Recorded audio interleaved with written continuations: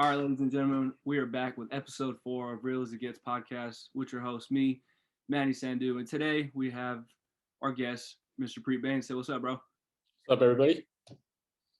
All right, so pretty much, long story short, I've known Preet Bains for a while now. Went to high school together. We played together as teammates. His brother is in my grade. We're good buddies. And I wanted to have Preet on because he's a talented individual, very intelligent, and I just felt like you'd have a lot of insight for our viewers. So thank you for coming on, bro. Yeah, no problem, man. Thanks for having me. Yeah, so first off, we'll just kind of hop into just the roots, talk about growing up together, Selma, and what that means for you. So go ahead, bro. Yeah, so obviously, yeah, we're both from Selma. I'm pretty proud of where I'm from. I've noticed going to college and seeing people from all over the world, big cities, other countries and stuff. I feel pretty fortunate to be from a small town, not just because like it's relatively safe, you know what I mean? Yeah. But it also teaches you those values of like loyalty, friendship, family, everything else that like I feel people in big cities or from other places, when I went to college didn't really understand as much. So I think, yeah, I'm really fortunate in that aspect. The concept of a small community is great. I know you, like, I know we know like everybody from our high school. Right. Yeah, even afterwards, we all like stay in touch. Like everybody knows each other on social media and stuff. You can't really get that in the big city. Like coming to college in LA, it was fun and all, but after I graduated after 4 years, you start to miss like the like personal qualities of living in a small town. Like everybody in a big city is just cold and nobody really talks to each other that much. If you do, everybody's like, what are you talking to me for? Yeah, and it's funny that you say that because I feel like a majority of the kids from the small towns here are thinking about that. They want to go to the big cities. Yeah.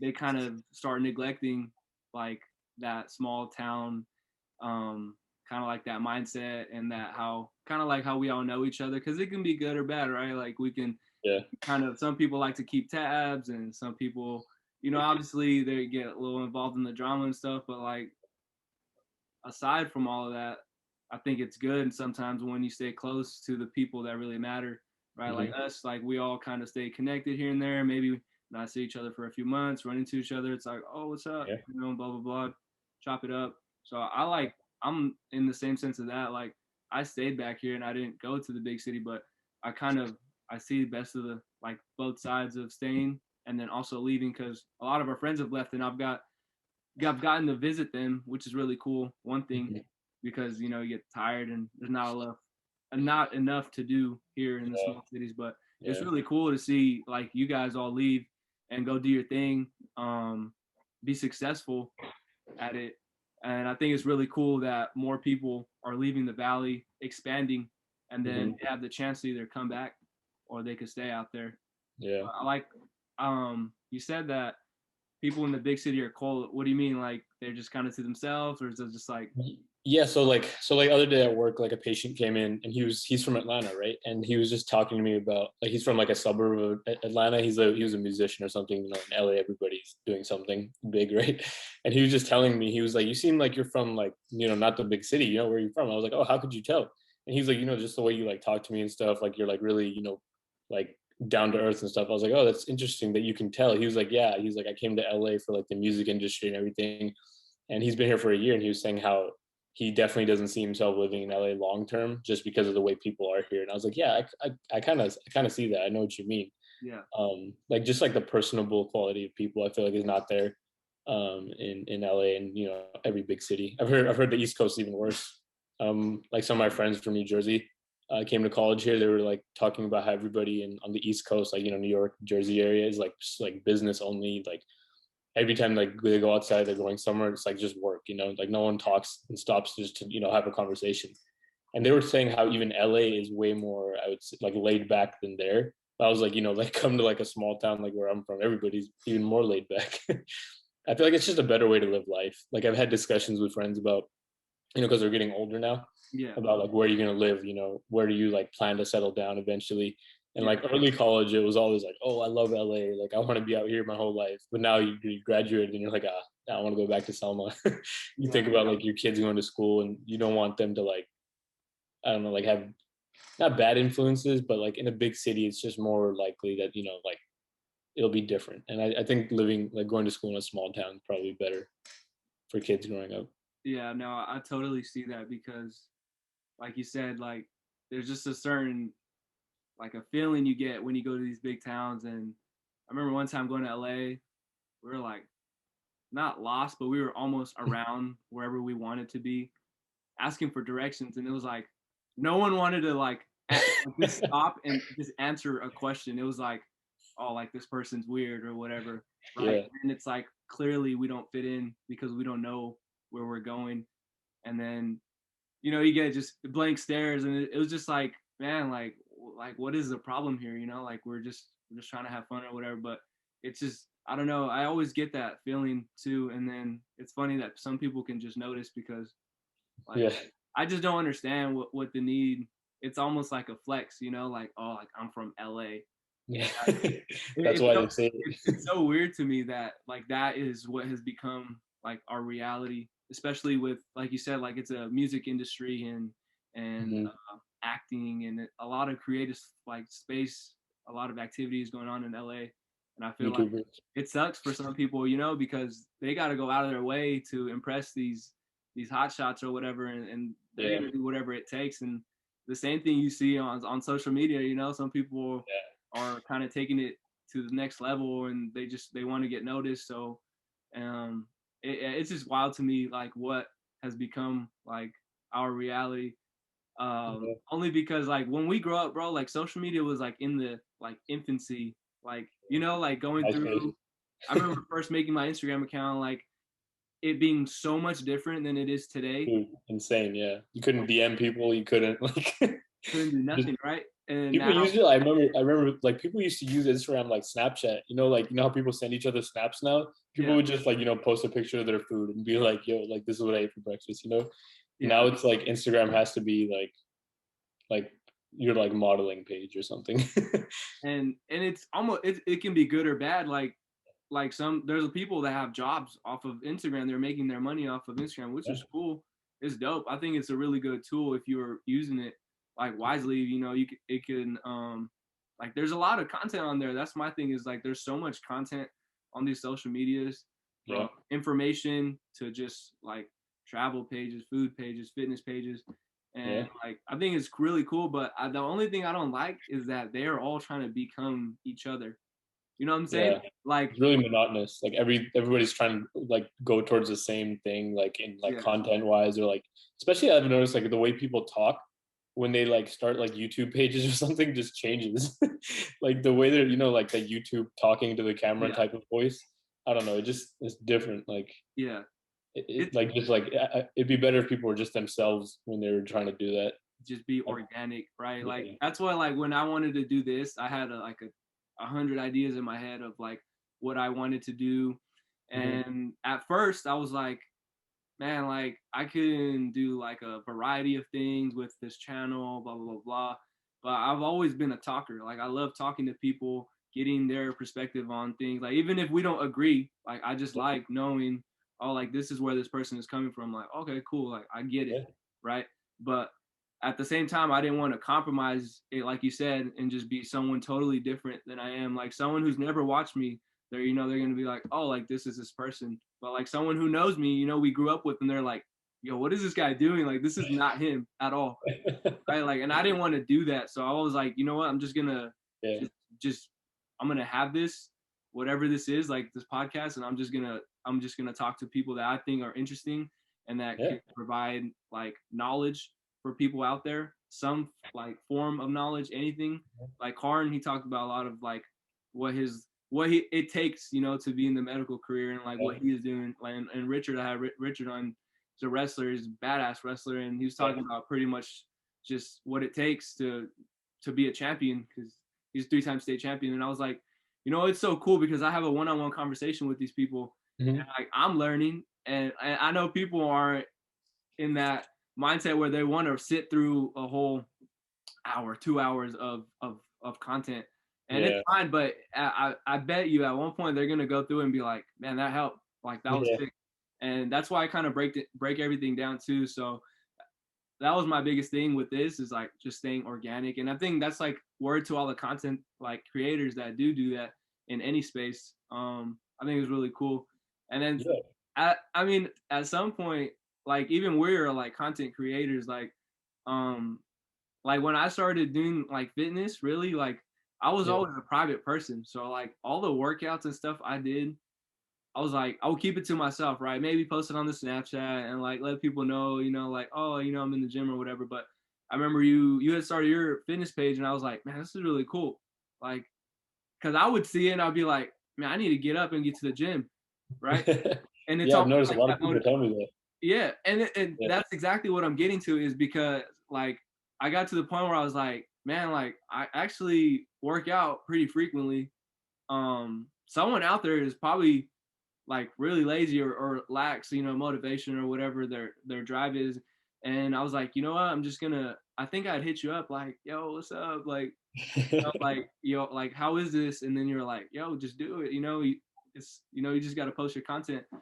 I make it, bro. 2 weeks later, I had like a couple people hit me. They're like, bro, I love what you're doing.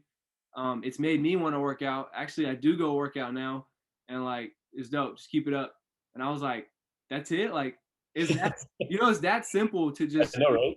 It was so sick to me, and I was like, you know what? Like, all right, like you can actually do something for other people other than yourself. Like, some people will start a channel or a page to monetize and make money, which is good. You got to pay the bills. But like me, I always get the like satisfaction of just kind of helping someone, or maybe like helping them get up, or maybe think like, like, oh, I can do this. So I think it's really cool. I don't know. I enjoy it. I know you want to talk about how it all came about for you, and I know you started your Twitch and stuff too, so you could talk about that too. Oh yeah, I've been doing a lot of things. Yeah, we'll just start with like the fitness page, I guess. Yeah, I did it for the same reason. I kind of also did it to like just hold myself accountable.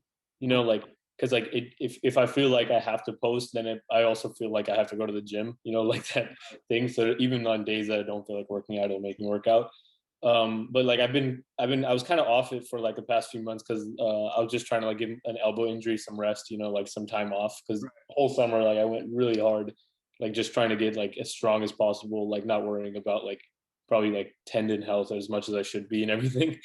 So like I was just trying to go hard, like hit PRs as much as possible, eating a lot, sleeping a lot. But then I was off for a couple months right now because of the injury, and now I just came back because one of my friends, she was telling me how she was like, why don't you need to post more? Like every time you post it, like reminds me to work out, like how you're saying. And I was like, I never realized how like that's what it is for other people. So that's pretty cool. And like how you were saying how some people want to make money off of it and stuff, like that's cool too. But like, I don't know, I feel like I'm more into it for like, I don't know, just like the culture of staying fit. I feel like a lot of people don't realize how good it is for like your mental health and everything. Right. It just keeps you like motivated and like accountable and other things too. It helps you like set a schedule. If like you have to work out at the same time every day, you're also going to have like to like do other things around that schedule, like get things done. Like let's say you work out at like 7 p.m. and like let's say you get off work or get off school, you're gonna have to finish your stuff before then, and it like forces you to like be accountable.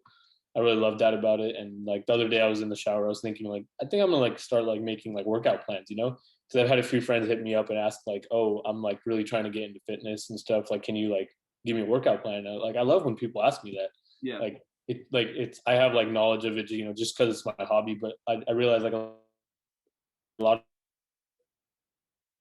of muscle building or weight loss, like there's a bunch of people out there trying to scam everybody, like you see the Instagram ads and they're like, oh, like take this pill, it'll like get rid of your stomach fat. Yeah. Yeah, I've just been thinking about recently how like I want to make like workout plans and you just put them out there, like whoever wants to use them for like weight loss or anything, Bro, yeah, I like that too, because I got to a point where, like you said, like there's certain periods of time like I don't post every day. Right? Yeah. Like I went ghost almost for like a few months. Yeah. And I was like, dude, I got to the point where I was like, I could post content every day, and it was also that it was like that thing in the back of my head is like, this is kind of corny. You know what I'm saying? Like, you get scared, like you're like, should I do this? Like people are gonna make fun of me for doing this. Not even the fun. It was just like, this is kind of corny. There's like, for me, it was like, there's dudes out there that are like jacked, and and they're running their page, and that is like their sole purpose, right? And me, I just kind of work out just to, one, like you said, like stay fit for like my health, and then just as a person, you know, as a dude, you want to lift weight, you know, builds confidence and all these things. And I was like, man, you know what? I'm just gonna take a really long break. I'm just gonna work my butt off, and I'm just gonna get yoked. And I was like, You and then did. it helped me too, because at the same time, there was times I was like, man, like I gotta post again someday, you know, like, and it wasn't even like to like flex or anything. It was just to let people know, like, sometimes you just need to take some time off in anything, like in working out. Sometimes you just need to take some time off of social media just to kind of chill out, because there's so much going on, all these all these unexpected like realities that people are painting, and all these you know, like, oh, I'm 22 years old, I'm a life coach, you know, like buy my program and I'll coach you. And it's like, what? Like, it that's like the part of social media that I kind of like just can't stand. Like, I'll come across the page and I'm like, this is just too much. Like, and then there's so many of those phony people out there that are making a living doing that. It's just crazy. But yeah, sometimes you just need to take a break and step away. And I think most people don't understand that, just because of how routine it becomes to have, you know, your phone on you. I don't know if you've seen The Social Dilemma. Have you seen it? Is it a movie? It's a Netflix documentary I haven't. about social media. No, I haven't. Insane, bro. Absolutely insane. So I'll give you like a little like snaps of it. So pretty much, there's an ex worker. I think he used to work at Facebook, Twitter, and other few social medias. He ends up quitting, and he's like, "This is a really big problem. Like, people can't like leave, or they can't stop going on social media. Like, this is an actual problem." Like, and he tried to address it to his higher ups, and they were like, yeah, like, so what? Like, this is our mission, right? Like, this is our goal, to have people stay on as long as possible on our social media. Sure enough, I think he leaves, and this whole documentary is just pretty much about um all these social medias, and pretty much like how they keep us engaged. And it was crazy because, like, everything, you know, like you go on your like For You page or whatever, and it's all catered to you. So there's an algorithm, and it over time, it's insane. Because, so say like if I'm into like the military, I'm into sneakers, and I'm into like fitness, and that's all I'm gonna see on my page. And that's pretty much how they get you hooked, because the more you scroll, you know, like, and it was sick because I never thought about it. It says that attention, you know, is the biggest currency, and that's what they get from it. And it is like, if the app is free, you know, you're the product. And I was like, that's crazy. And I was like tripping out. But it's a great documentary. It talks about pretty much how these big tech companies just keep you engaged on their social media. And I was like, you'll like it a lot. It'll for sure make you think a little different.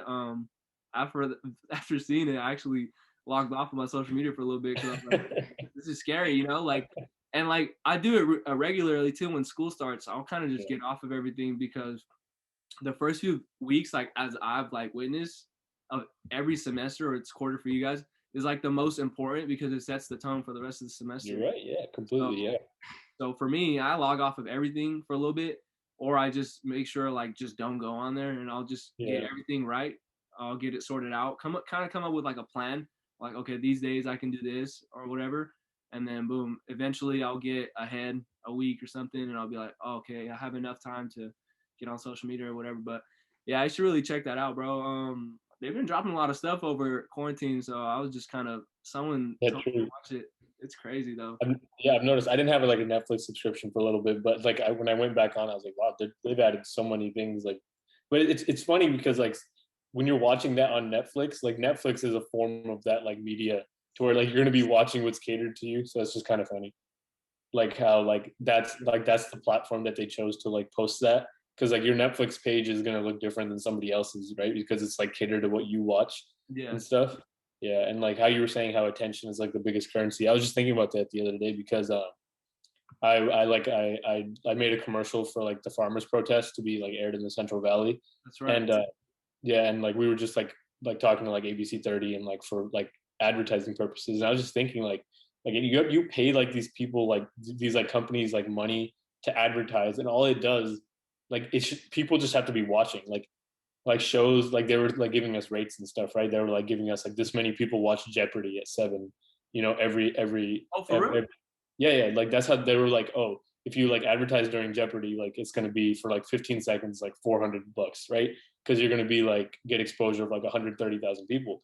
I was like, that's kind of like literally all these people have to do is sit there and like look at the TV, and like TV stations are paid just because people watch them. It's kind of crazy how like you'd have to do nothing. All that you have to do is like look at something, and then that thing gets paid. All you have to do is like follow someone, and if they have this many followers, they get paid this much money to like advertise a product. It's insane, bro. Yeah, just numbers and just people looking at stuff. It's kind of insane.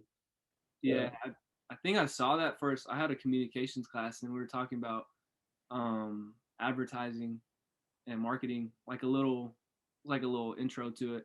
Mm-hmm. Talking about she was like, how many of you guys like actually look at billboards when you guys are driving? And I was like, everyone, and I was like, what the hell? Like for me, Yeah. I was like, I don't really, if I'm like in the zone or something, just driving, I don't really look at. But even from far away, you can kind of see. And I was like, okay, well, yeah. And then she was like, how many of you guys look at like ads on like social media? And then she started naming off all these things, and I was like, this is crazy. Like, and then she's like, and the only thing they want you to do is just think about their product. That's it. Yeah. Like, because as long as you see it, right? And they pay these companies, whoever it is, they pay someone really good money to just make it look really aesthetic. So as soon as you look at it, you're like, oh, that's cool. And that's it. And they planted the seed in your head, and that's all it took. And then after that, it's on you as a consumer. Oh man, like, do I need this product? Oh, I should buy this product. And then it just goes on from there. And I think it's an interesting concept. Like me, like I study psychology, right? But like I'm into like so many different like subcategories. Like I'll watch like business videos, marketing videos, like a physiology video just because of fitness and stuff. Like I don't know, like I like to keep kind of track of everything and just kind of know like little facts about everything, even if I'm not like a professional, right? Like, and that's another thing I was on. A lot of people say on their pages like, hey, I'm not like a certified CPA.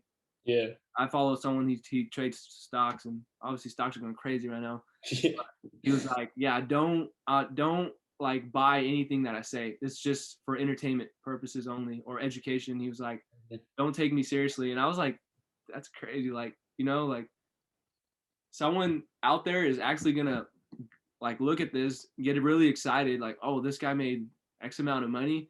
I'm just gonna buy whatever this guy is saying. And that's why they have to put out these disclaimers. But yeah, the advertising to me is just crazy. It's such a like there's so much things that goes on behind it, and I just find it really cool. And there's like a branding thing too. It's like a blown up video or a picture of all these brands, McDonald's, Taco Bell, Subway, and how the specific, I don't know if you ever seen it, it's like specific colors that they use, and it's called like color psychology or something. Yeah. Right. And it's so interesting to me. Yeah, like how like and like in like especially like McDonald's and Taco Bell or whatever, how their food never looks like how they advertise it, or like when they're advertising, like whatever they're like showing isn't even that. Like I think I was watching something was showing how like IHOP's like commercials with their syrup, it's not even syrup that they're pouring, it's like car oil on the pancakes because it looks better to the camera. And like how in cereal commercials, it's not milk that's in the bowl, it's like Elmer's glue because it just like looks better. It's just more white than milk would be, I guess. Man, I didn't even know this. Yeah. It's just like the whole world of advertising, just like making people think they need something that they don't need. It's just pretty great. Like whenever I see ads, I try to like remind myself like, oh, I don't need that. Like I'm only gonna like if I see an ad and I'm gonna buy that product, it's only if I already need it. Like I've needed a wallet for a little bit, and I was just like going through Instagram and I saw an ad for like this wallet company that makes like card holders and stuff. And I was like, yeah, like I'll get that because like there's a sale and stuff, and because I already needed it. Yeah. But I'm not gonna look at that ad and be like, oh, I have a wallet, but I'm just gonna get another one because it looks cool, Yeah. I feel like people have to like remind themselves that, because who makes some money off of all that stuff is like people that are already rich. You know, like they're just trying to take the money from people like us, like regular people, Yeah, and just make themselves even more rich. bro. I think right now more than ever, because it's a pandemic and people are home and they're Yep. on their phone and they're watching TV. Yep. And to me, it's crazy because right now, like people are not thinking. They get their unemployment or they get their stimulus check or whatever, right? Workers comp, whatever. They're chilling at home, and like I don't know me, like I'm kind of like you. It took me a little while to be like, I don't need this. Yeah. Like I remember my mom told me once I was like barely getting into sneakers, right? And I love sneakers, bro. Like Yeah. Same. a weakness, like I'm like I like sneakers for sneakers, like for sneaker Yeah. culture, not even for like oh I have this, like Flex. Yeah.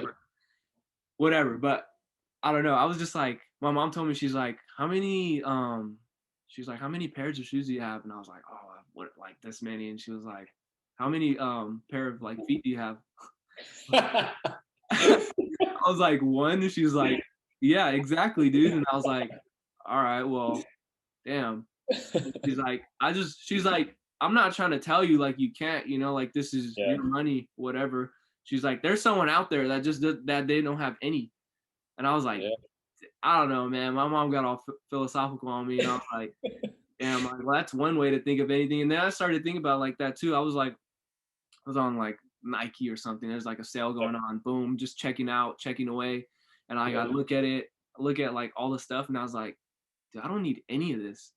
Like I already have hoodies, I have sweats, I have socks, whatever. And I remember I deleted the whole thing, and I was like, all right, like that was good, like I had to learn that. But there's like now I feel like people are terrible at it because they're just home.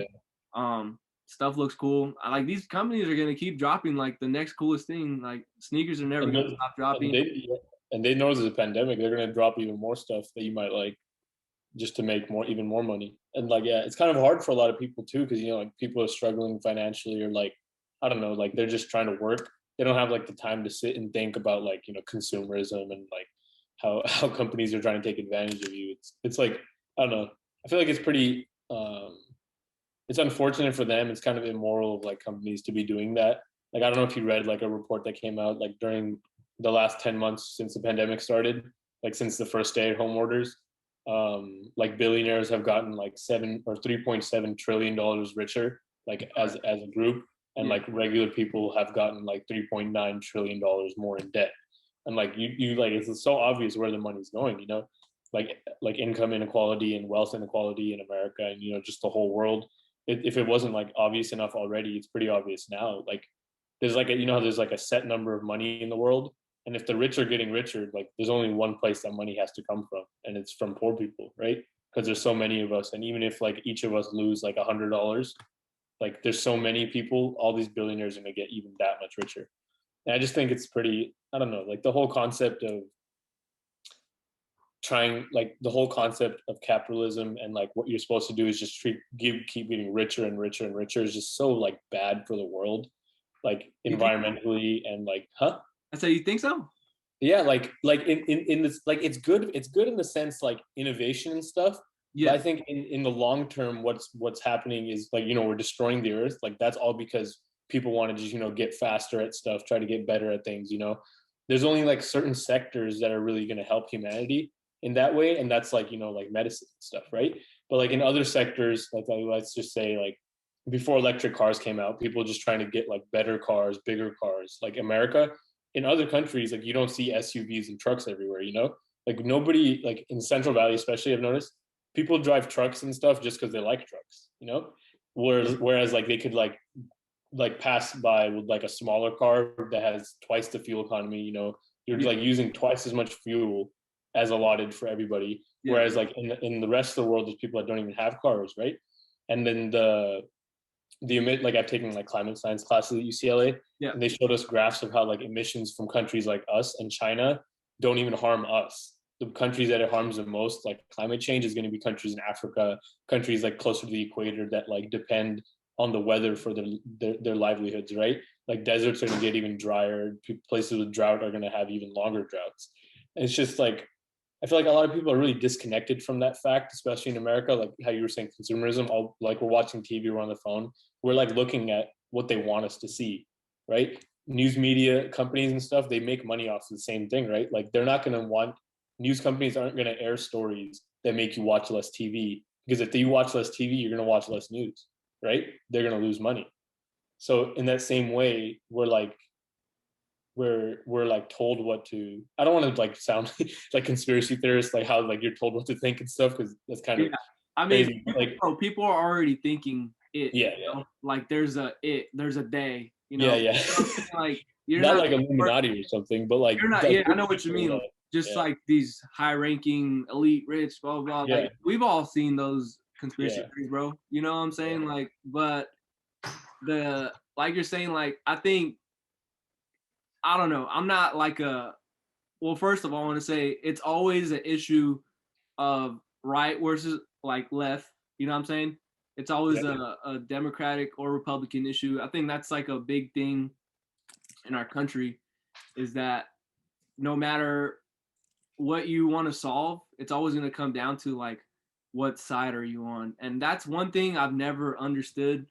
I'm going to be honest. I've never really understood or liked politics, like from a big scope, just because to me it's like there's these problems, that need to be addressed. There's dozens, like on the top of my head right now, but they need to be addressed, but there's always a division, and there's going to be issues that instead of like cracking down and getting stuff done, it's always going to be like, no, like, our side is right. No, our side is right. And then they're going to friggin' war with each other. And then it's like, this party has this many people in Senate. This party has this many people in Congress. Oh, they couldn't agree on this bill.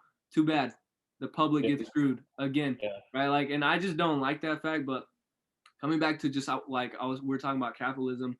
The thing I like about like being a capitalistic like society, America, is that someone that had nothing and has grown up poor, they have a chance at least to build a business, say, and then expand that business and scale that business, and eventually, become middle class, upper middle class, peak into the rich maybe. That's what I like, like especially coming from a background of where my parents were, obviously came over from India, immigrants.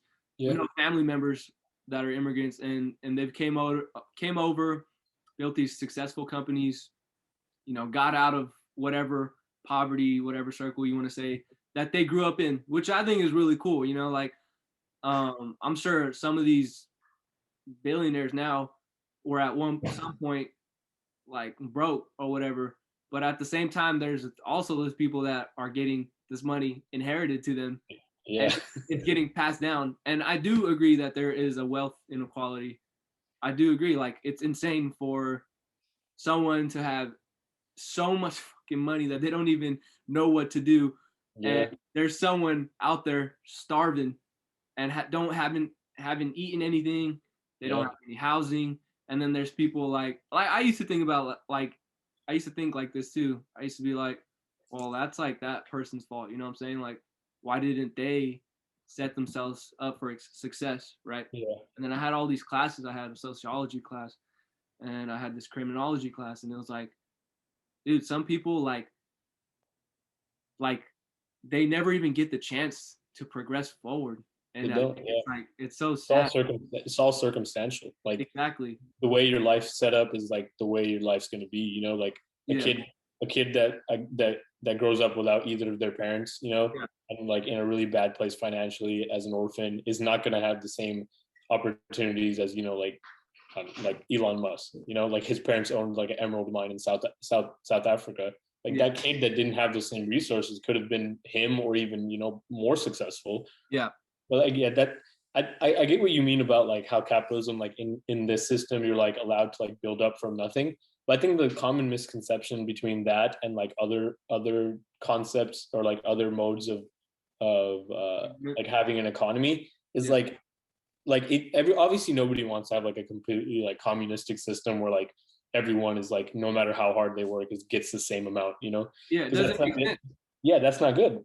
But like, I feel like any step towards that like more socialist viewpoint where like people are like helped more is shot down because everyone thinks it's that, you know? But like let's say like Bernie Sanders is like a democratic socialist, right? And what he wants to To me, can you explain like socialism? I've heard so yeah, many different like definitions, and I just don't like understand. Maybe it's because it's like distorted online yeah, and yeah. people are like really against it, right? Like, can you just explain to someone who doesn't know like what socialism is? Yeah, of course. I think I'm not an econ major or anything, so Yeah, like yeah, yeah. anybody watching this don't like take my word for like the final word. But to what I've seen socialism's meaning is all it means is just helping poor people or people that like don't have like the same circumstances to succeed by using money like taxes and stuff from people that are more fortunate. And to me, there's nothing wrong with that concept because like people are still going to be allowed to come up from nothing. Like there can be someone that, like immigrates to America under socialism. They can still like, start a business and like work their way up. But Yeah. once, they're at the top, that's where like the socialism aspect is going to hit. Because once they're rich, then that's that money, like first, like to me, it's like the concept of like how do people get rich, right? Like their success isn't based off of just them, right? Like if somebody gets a store, like their success is based off their customers. Like that's where their money's coming from, right? So like once you have a business that's like wildly successful, I feel like there's nothing wrong in getting taxed and that money going back to the people that helped you become who you are. You know what I mean? Yeah. Like and that's A and lot that's of gonna help. Yeah. I was gonna say a lot of people would argue though that it it's that person's risk. Like they're putting up the whole risk. You know what I'm saying? Like it was their risk to start Yeah. the business. Maybe they put 100 grand into the business. It's Yeah. they have everything to lose, right? If the worker, I think I saw a video one time they were talking about workers that like the company is nothing without workers or something, Mhm. and I think it was like Ben Shapiro talking or something. But anyways, it was pretty much that the risk is on this business owner or whoever put the money down. The if the worker they get fired, they can go and get another job. You know, if you put this money down and start this business and you fail, you're it you're done. You're gonna have to probably Yeah. join the working class. So like, Yeah, what? and that's like completely understandable. But the Yeah, the fact that I think most people, like especially Ben Shapiro, they make you think that like when like socialism is going to make businesses go out of business, and that's what I'm saying. Like they're not going to. You don't like tax like there's no that doesn't even make sense under like socialism. Like why would you tax the rich people so much that they're not going to have money anymore? Because then the taxes that you're getting are going to stop. You yeah, know, like, why would you tax a business that's providing you with taxes to make them go out of business? Because then the money that comes into them isn't going to come into the government to help people anymore. You know what I mean? And I think it's mostly just like all of America. I think is just based on like this culture of selfishness. Like everyone thinks like, oh, that if I did this one thing, it's all because of me. You know, and it's good to have like confidence in yourself and be like, oh, I did this, right? But you also have to like sit back and think, oh, I did this, but like if it wasn't for these people doing this or these people doing this, I couldn't have done this. Like me coming to UCLA, I could be like, oh, I came to UCLA, like anybody can do this. Like if you don't go to UCLA, like what's wrong with you? You know, but that's like such a like immoral, toxic mindset in the sense that I had the opportunity to come to UCLA because my parents came to America. They made the sacrifice. My grandparents made the sacrifice of right, leaving good jobs in India so that I could do this. If yeah, they didn't do that, I wouldn't be able to do this. right, So why am I going to talk down to other kids whose parents maybe didn't make that sacrifice and not at their own fault at all? yeah, Like they just didn't choose to do that. And like, why are you going to do that to them? And I think in that same way, business owners that think they made it just because like, oh, I made this business, like I'm rich because of just me. That's not the fact, right? Like people owe their wealth to the people that gave them the wealth. There's like if like there's 100 people that bought my product, the profit that I'm getting from that product that I'm using to do other stuff came from them. right, Like it didn't just come out of thin air, you know? And if I'm like grossly rich, like a billionaire, I know that money that I have is money that's being taken away from others. Like if there's people starving in the world, I know that the money that I have could be used to help them. But the thing is, rich people don't think like that, right? They're just going to get richer and richer, like especially with like the stock market and everything going on right now. Hedge funds and all those like big corporations and stuff, if they get insider information, like at the beginning of the pandemic, when like senators knew that there was going to be a national shutdown mandate, they started selling their stocks and stuff they knew would drop. So yeah, so that's what I think. Like a lot of people think like, oh, businesses aren't going to harm you if they don't, if you like, just trust them. But the thing is, a lot of corporations are just made to make money. They don't really care about people. They're really like impersonal. Like once you get into like that, like once your company gets that big, your executives and stuff aren't going to be talking to like your customers anymore, right? They're just going to be in some skyscraper in boardrooms making decisions and not actually like ever meeting with the workers that are making them that money. Yeah. So like once a company gets that big, I think there's like it's even worse because it starts like a snowball effect of like the executives caring less and less as they make more and more money. And then that's why they just keep making more and more money. I think there's different levels of business, right? Like I've noticed there's small businesses, right? Mm-hmm. Someone maybe say with a coffee shop in your local town, just trying to get by. Maybe they just really like serving coffee, whatever. And then you go up and then maybe say like in a big town like LA, there's like a real like legit coffee shop, right? Like 2 floors. They're making a lot of money. Say like they're just doing it. Mm-hmm. Maybe just, they're making really good money. It's a really good location. Good business move to open up a location like that. Yeah. And then the next step to that would be like a corporation like Starbucks, right? Where it's insane. They probably get cheaper coffee anywhere else. Yeah. But the product itself, right? The name, and just it's insane to me that people are like hooked to this product. Like any product. Well, I'm just using coffee in this, but for Starbucks, just like in this case, it's crazy to me because I know people that have coffee at their house, but will drive to go get Starbucks, right? And it's to me, it's like it's insane. One, because I just like what, and then two, it's really cool too because they're providing a product that these people cannot get enough of. And then I think like you were talking about like, yeah, bro, I think at some point between like a mid-sized business to a corporation, that sense gets lost, right? Where you're like, they're not interacting with the customer or with their workers anymore. It gets to the point where it's just someone higher up. They're going to just make these decisions, run them down the chain. Hey, do this, get this done. And the profits are coming in. That's all it is. There's no personal connections. It's all about the profit. And that's what it becomes. And I think at some level, like you said, like here in our country, there's always going to be people that don't care about other people, right? It's about their profit driven. And there's that selfishness that comes in about wanting to build your business, expand more, maybe even take out other businesses while you're doing so. Even if that's going to mean, that the next person over is not, they're going to get shut down and they're probably going to go bankrupt, probably going to have to sell the house, all these things, right? But it doesn't matter because they're driven by, okay, well, I took them out of business. Now I get to buy them out. I could open up a second location there. Great business move, but it's that selfishness and it's that level of being like cutthroat.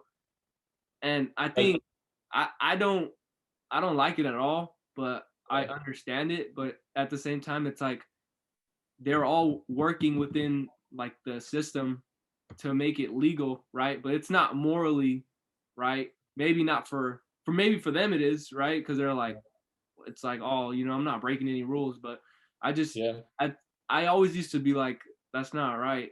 Like, and I still sometimes I'm just like, it's crazy that people are so money driven that they're willing to hurt like other people's livelihood.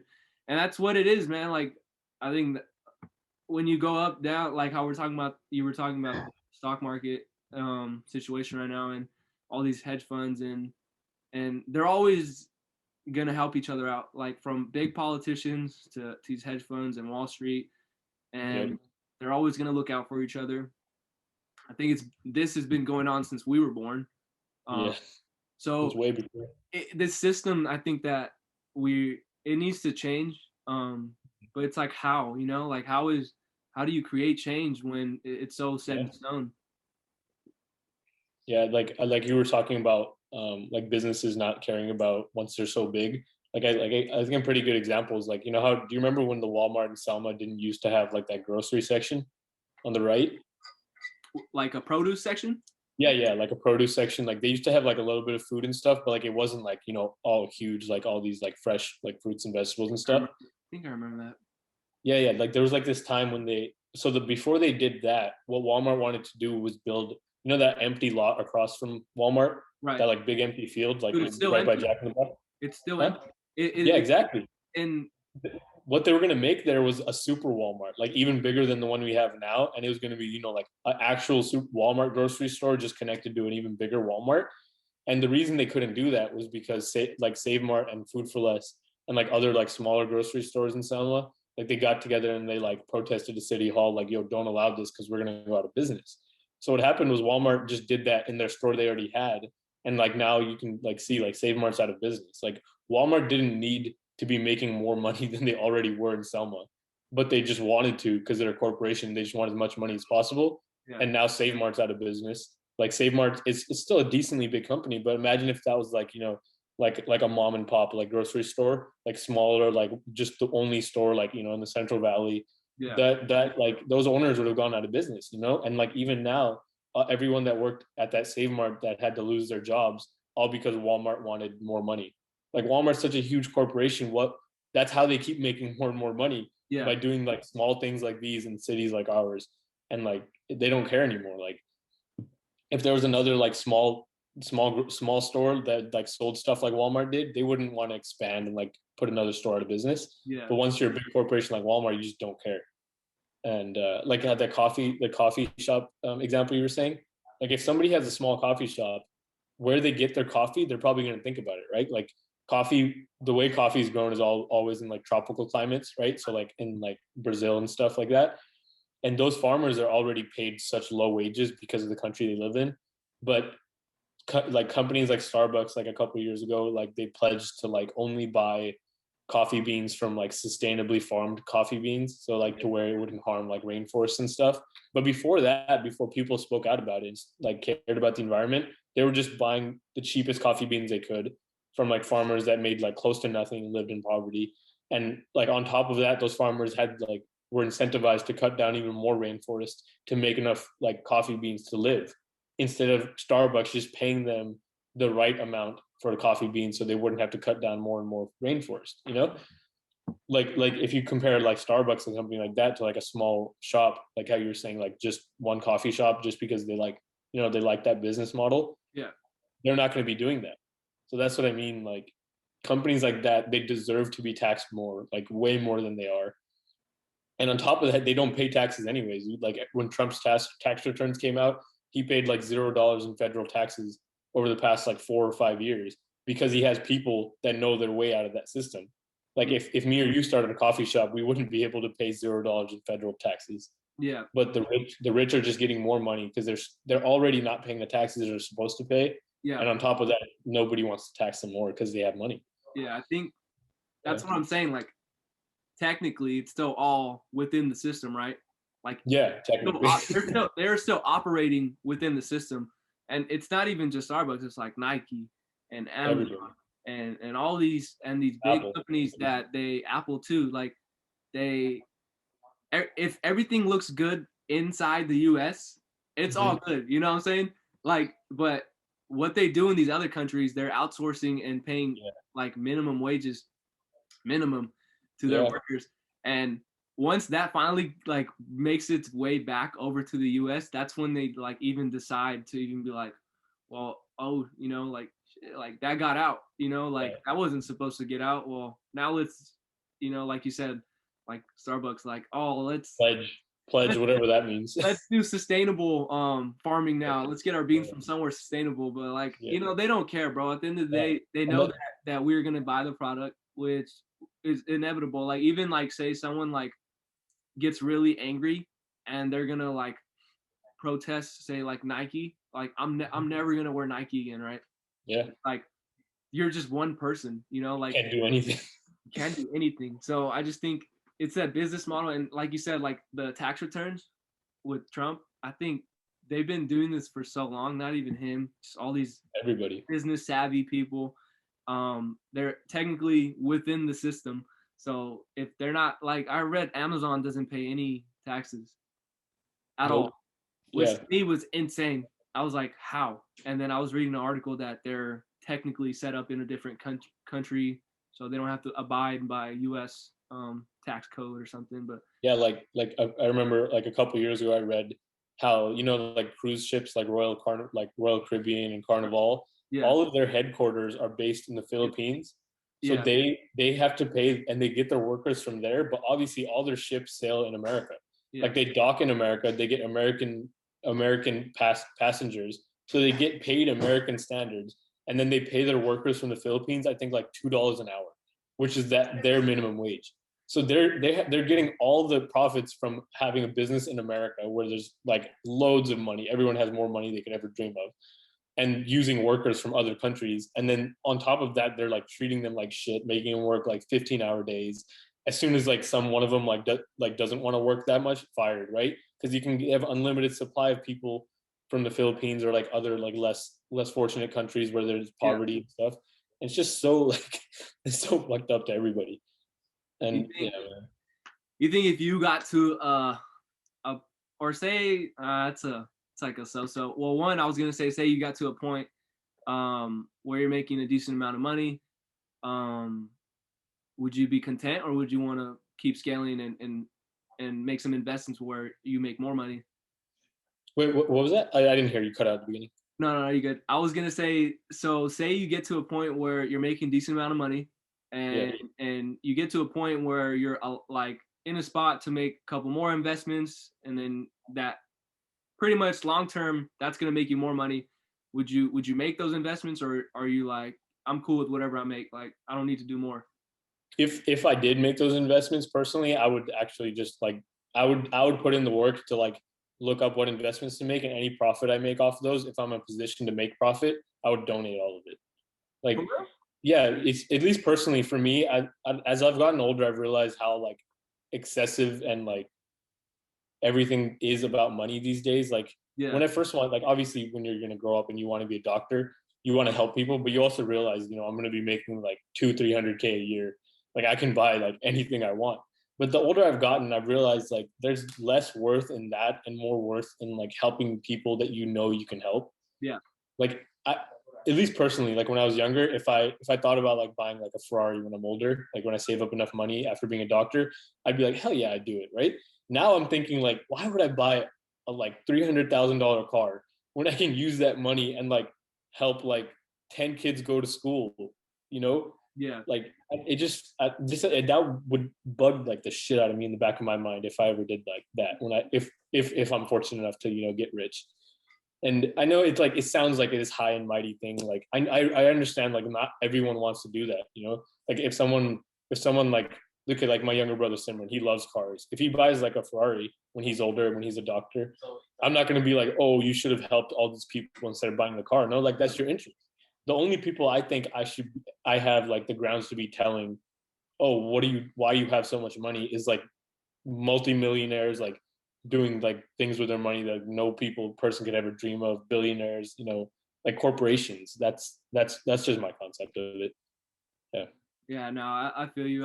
I'm in the same boat where, and that really, your response really caught me off guard, is because like I've always thought like, oh, like eventually whenever that is, the cars and the houses and all that stuff. But your response really caught me off guard because one, you're making a really big investment into your education and into your career, which some people really don't understand.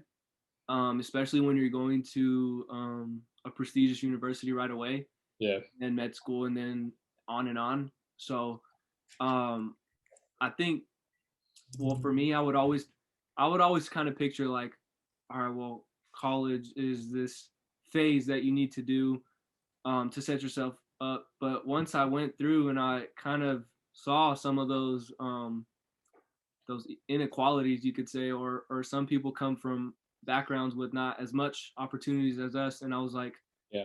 man, like, you know what, like, damn, like some people are just happy just to one just to be here, and then some people are just they're okay, you know, like they don't need a Ferrari, like that's a house, you know, like they get if they can just have a house, like they're Yeah. okay. Doesn't need to be too big, doesn't need to be too small. You just need to grow a family and like that stuff. I was like, it started hitting me more and more. But like me, like I like cars. Like I'm not like a car like crazy enthusiast, but Mm-hmm. like I was talking with Harry the other day. I was like, yo, would you have a Ferrari? Would you rather have like five like just sick like muscle cars or like lowriders? And he was like, bro, I'd have like a Ferrari, you know? How would you not? And I was like, really? I was like, I'd rather just have some five like really old school like Fast and Furious looking cars, you know? And he was Yeah, like, yeah. nah. Like I was thinking to myself the other day. I was like, would I rather have like a $300,000 Ferrari or just like a $110,000 Mustang? Like that's like that. Like it's three times less, but it's also just like already excessive. Like nobody needs that car, you Yeah. know? Yeah. Yeah. No, and that kind of just goes back to kind of like how we are um not raised, but like kind of like how what we just see in the media now and Mm-hmm. social media and TV and like it's always bigger, better, faster. You know, it's not about sustainability really. We don't get taught that unless you know, you come from a household where enough is enough, you know? Like sometimes my mom will just hit me with some like I was saying earlier, like she'll just hit me with some philosophy and like all this stuff and I'm like she's like, hey, you have a you know a house over your head, you know, you got clothes on your back, you got food on the table, Yeah. like you're good. And I'm just like, damn it. I think my dad checked me too the other like a few weeks ago. I was like, I was on Zillow. I have the Zillow app, Yeah. Yeah. and I'll just get bored, bro, and I'll look up houses in different Yes. states and cities and stuff. I don't know. Yeah. There's a lot of people probably do that, but Yeah. I was like, yo, dad, look at this crib and whatever it was, like Atlanta or something. And my dad was like, hey, do you have enough money? He's like, how much is it? I was like, oh, it's like this much. And he's like, do you have it? And I was like, no. And he's like, then? And I was like, and he's like, well, I was like, well, I'm just looking. And he's like, dude, he's like, when you have that amount of money, he's like, stuff just happens, you Yeah. know, like it just happens for you. Like you don't need to like look around and be like, yo. And he's like, stuff just happens for you. And he's like, and who knows? By then, maybe your mindset will change. Maybe you just Yeah. instead of spending all that money on, you know, like say $1 million home, he's like, you can just buy like, you know, just 3 or 4 and rent them all out, like, you know. Yeah. And yeah, I was just like, it just made me think a little different. And going back to just like charity, I've never really like thought about being like a charitable. Well, I want to be a charitable person. I remember, I think I told somebody it was like a while ago. I was like, man, wouldn't it be cool to have like a scholarship of like your own at the high school or Yeah. something? You know what I'm saying? Like Yeah. That'd be so cool. something like that would be really cool. Just to give away to a kid that you know they're Selma High alumni or something. You give them like a grant or something, right, to go to college. They could buy some books or whatever. I Yeah. was like, that'd be really cool. But like, I never thought about charity at like a really high level where you start like a nonprofit or something like kind of like what's going on right now with the farmers protests. I think it's insane what Causal Aid does. It's insane the amount of support, the amount of resources that they put out, along with the consistency year in year out in like countries of need Yeah. Syria. Like I think that's Iraq, like Iran, and everywhere. anywhere that people And, need something. Yeah. and I kind of went through the page and I was like, man, like Costly sick, and I was like, I would love to just if I had time, like a year, if I can just go out there and just volunteer and help some of these kids, I was like, that would be so sick. You know, eventually Yeah. when school's done and stuff, or I have like a summer off or something, I was like, I'd love to do that. but that's like the highest level of charity like I thought about. But I think if I was, it's all scenario based, but I think Oh, yeah, actually, I was thinking the same thing. That's kind of crazy. Like how, like I want to help out with some organization like Call Aid, like at least once in my life for like a significant amount of time. Because like the reason I would want to be a doctor is helping people, right? But if I can help people in other ways, like why not do it? Like yeah, not even like like you can help people like to a certain extent. Like you're gonna help people that are actually in need somewhere, like yeah, it's a life or death situation. Like they're going through like some famine or something, It's just really cool to me. yeah, bro. It's crazy. Like the older I've been getting, the more like I just been kind of taking a step back of like what my original thoughts were on Yeah. everything.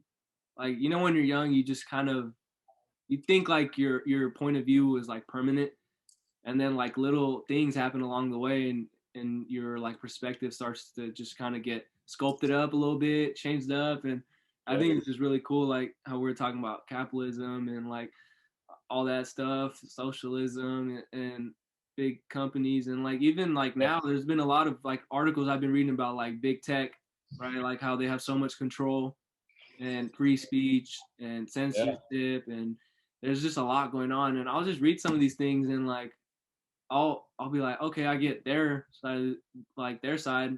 I also don't understand why they don't do this, or it's totally not fair for them, or actually it's kind of dangerous, I would Mhm. say, for them to have so much access to all this information. You know what I'm saying? Like, Oh, like social, like how like Google knows everything about you. yeah, Google, Siri's listening to our conversation right now. True.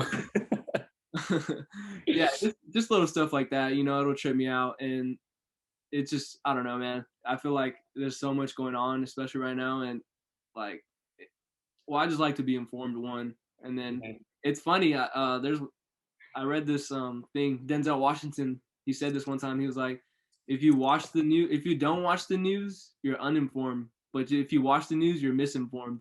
And I was like, man, that's like so real. Like, you know what I'm saying? Like, because how we're talking about like sides earlier, the left, the right, Democrats, Republican, and that's how Fox and CNN are set up is, whatever side you are on, that's what you're gonna watch, right? That's what the Yeah. channel you're gonna watch, and that's what you get to see. And like my parents watch a lot of CNN, and like there's sometimes I'll just be like, it'll be an ad, and I'll flip the channel to Fox, and they're saying a completely different thing.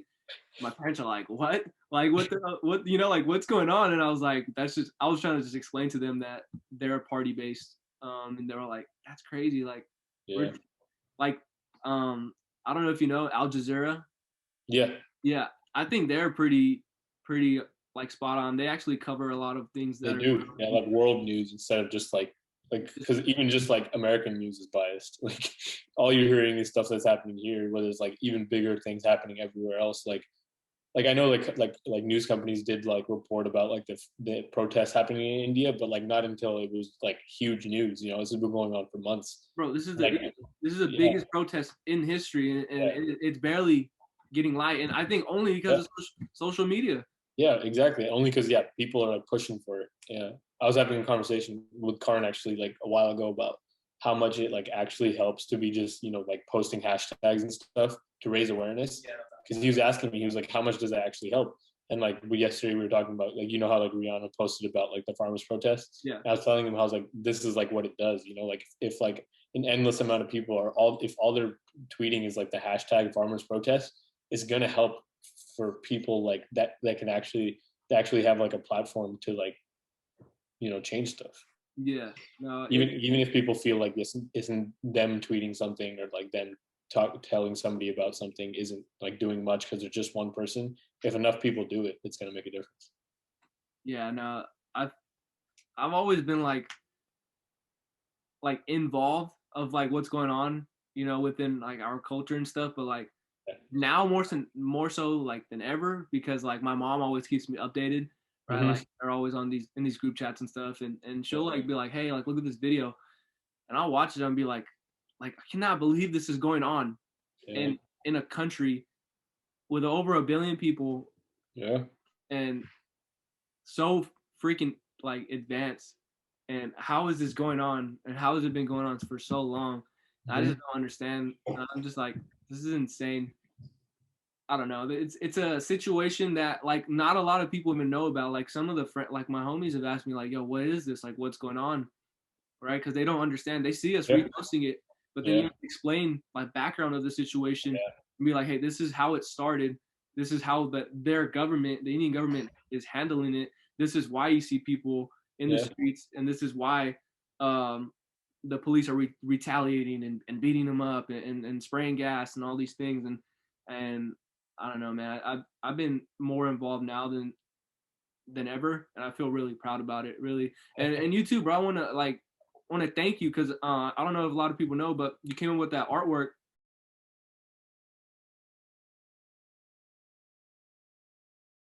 which is Yeah. super dope. I didn't know about it. My sister told me first. She's like, "Hey, look at this. You know, like this is sick." And I was like, I saw it, and I was like, "Yo, like respect." Because back again to your work, um, it went back to charity, which I thought was super dope, and all the proceeds went to It was first going to be Khalsa Aid, but then they stopped accepting donations because I guess they had enough money. yeah. But then we donated to a GoFundMe that pays for like I think some of it paid for like funeral expenses for like farmers that had taken their own lives in India and just helping them out in general. So yeah, that's what we ended up donating to. And how did that come about? You kind of saw it. You kind of had an idea in your head. Well, so like me and one of my friends we like both like are into like graphic design and stuff, and like we were just trying to make something. I remember one day, and then like all this stuff about like protests happened. I think the next day, and then I was like, because I like whenever I like make art or whatever, I want to be inspired because that's when you like are actually I like you like get good ideas, you know. So when I saw that like what was happening, that like the guy that was hit in the eye with the tear gas canister, I was like, oh, this is like something like that's gonna inspire me to like to make something. So then I made it, and then my friend just Scarn that was here in the beginning, Yeah, yeah. he's from Chicago, and he had the idea of making the hoodies and like selling them for charities, and he's like he does like all the business side of it. Like I Yeah, only I say, just make like, what did the logistics side of that look like? like yeah. So he's the one that like he found like the company he had done actually he sold like long sleeves for the Black Lives Matters movement. Oh, So nice. he already had like a supplier that like already that he knew of. So like he contacted them. Like we got some mock-ups for the hoodie and like designed it. And then like he pretty much like made like the Google form and was in charge of like everything on that end, Take like all the money and all that stuff. Excel sheet, everything. Yeah. Yeah, no, that's dope, bro. It Yeah. was like I saw it and I was like, this is sick. My sister bought one and I was like, oh, that's Yeah. cool. She has it and I was like, dang, like it was really dope. And Yeah. I like how you said like you need motivation for certain things to tap into your creativity. Like it just doesn't happen, like Yeah. there's a certain thing that needs to happen. And what else? What else is something that lets your creativity flow? I know you like taking photographs and stuff. Yeah, yeah. Photography is definitely one of my passions. But I'm just like an iPhone photographer. I don't have anything professional or anything. Those cameras are a lot of money. But I feel like eventually I'll want to do that. Like whenever I see something nice, I like always take a picture. Like I'll pull my phone out. I'm driving home from work and to see like the nice sunset, I always like take a picture, stuff like that. But like other than that, I don't know if anything's like truly inspired me. This is probably one of like the biggest things, artwork wise at least. You But just like sometimes just doodle and all that. yeah, just like for fun or like just doing other fun things like Photoshop or whatever. Yeah. But yeah, I think in general, I think other things that like mostly probably what inspires me is like social justice change and like helping people in the world, like how we were talking about before. Yeah, no, I feel you. And been following you on social media, so I've been seeing a lot of like what you post and stuff, and I always see it. I'm like you really truly care about change. Like some people kind of post it to post it. Um, some people don't want to get too involved. You know what I'm saying? It might be a little, frowned upon or whatever. Some people are like, man, this person's like a little too extreme or whatever. But you're like, you're all in. Like, and I respect that about you because you're all in, and this is what you're passionate about, and this is what you care about, and I commend Yeah. that. So Yeah, you a lot of people I've noticed don't talk about like issues they care about because they think yeah, other people won't care. But I think that's it's hard to like post about things you care about when you're not sure if other people are going to care about them. But I think it's just it's a pretty good like default to assume that people will care because a majority of people I do believe are good like in their hearts. It's just that when they are like misinformed or just, I don't know, like just like lied to, I guess, in a way. Like for example, like one of my coworkers, she's like a like older lady, right? And she's like super nice lady, right? But like sometimes she'll say things that aren't really like, they're like kind of racist, you know, like borderline. Like one time I remember we were talking about like how the homeless population in Los Angeles is like growing like so much. Like even in my 4 years at UCLA, I've noticed so many more. And then she started saying how like it's their fault. Like you notice like how most, like she was saying how you notice that most homeless people are like black and stuff. And she was like, you don't see like Mexicans that are homeless. And I was like, and I was telling her, I was trying to explain to her, 'cause she's a nice person, like reasonable, right? I was explaining to her like that's a really like racist mindset to have, right? Like any race can be homeless. Like that's not, it's what it's based upon. Like there's a lot of people that have mental health struggles, and she was telling me how like her family immigrated to America, and how like over 30 years her and her husband, you know, like built up wealth. And I was telling her like, well, like how were you allowed to do this? And then she was like, oh, because my parents did this for me. And I was like, yeah, like just like you already said it yourself. Like what if someone's parents didn't do that? Or like what if they have like other mental health issues, which are like pretty prevalent in the homeless population? Like even if they want to like improve their situation, they're unable to, you know? Like Yeah. there's barriers. Like I don't know what, it's a pretty high percentage of homeless people that are either mentally or physically disabled. Like it's not just like so cut and dry. Like someone that's homeless can't just get up and go get a job at like the local McDonald's that's hiring, you know? There's so many steps in between from getting there to there that they need help with. And yeah, I think it's just a lot of people don't like, aren't like forced to think about it that way. Because after I told her about all this stuff, she agreed with me, and she was like, "Oh, like yeah, like you know, I feel bad about saying that now." I think that like a lot of people are like that when they don't hear things in a different perspective. Like here you're saying, if you just people just watch Fox News, that's all they're gonna hear, Right. and yeah, they're just fed stuff that they already know, you know. Yeah, you need to be reasonable, and that's like kind of the reason why I'll talk to anybody. And Yeah, even if I'm wrong, I'll be like, all right, like I was wrong. Like exactly. I Yeah, admit it. Like I'm a reasonable person, and I think some people are just so like, nah. Like yeah, you can say anything, right? You can say something super factual. yeah, You can hit them with the facts, and they'll be like, nah, you're wrong. And it's yeah. like those people, you can't argue with them because it's not Okay. going anywhere. But like how you said in that case, like you told, your coworker, and she was like, yeah, I was wrong. Yeah, She admitted it, and that's how I've grown to be. I got to a point where I was like, dude, like my point of view is always going to keep changing, like I said earlier. yeah, And the more people I talk to, the more I kind of shape it. You know what I'm saying? Like, and on different things, on whether it's education or social justice or politics or even like sports. Like we'll be talking about like who's the best ever, right? Like is LeBron the best or is Kobe or is MJ? And like yeah, me and Harry will be talking about this all the time. And there's sometimes he'll get me. He'll be like, dude, like LeBron's the best. He's always telling me, and I'm yeah, like, bro, go watch The Last Dance. Jordan's the best. And Harry will be like, bro, come on, like I give him this props, but just little stuff like that will be. yeah. I'll always be just talking, and I would like, I feel like that's one thing a lot of people should kind of work on. Just being like open Appreciative of minded, people. just Yeah, being open minded, like yeah, yeah, but like you said, it just depends on how you grow up yeah. and that sort of stuff. But Like the goat debate, like people just assume like greatest of all time means like one thing, but it doesn't, you know. Like Jordan could be the greatest all time in like influence, whereas like LeBron could be the greatest of all time like actual basketball wise, you know. Kobe could be the greatest scorer of all time. Like, you know, there's different like goats to me, I think. And like the best thing I think is just like to appreciate each person, you know, because like there's never going to be that same person ever again in that sport.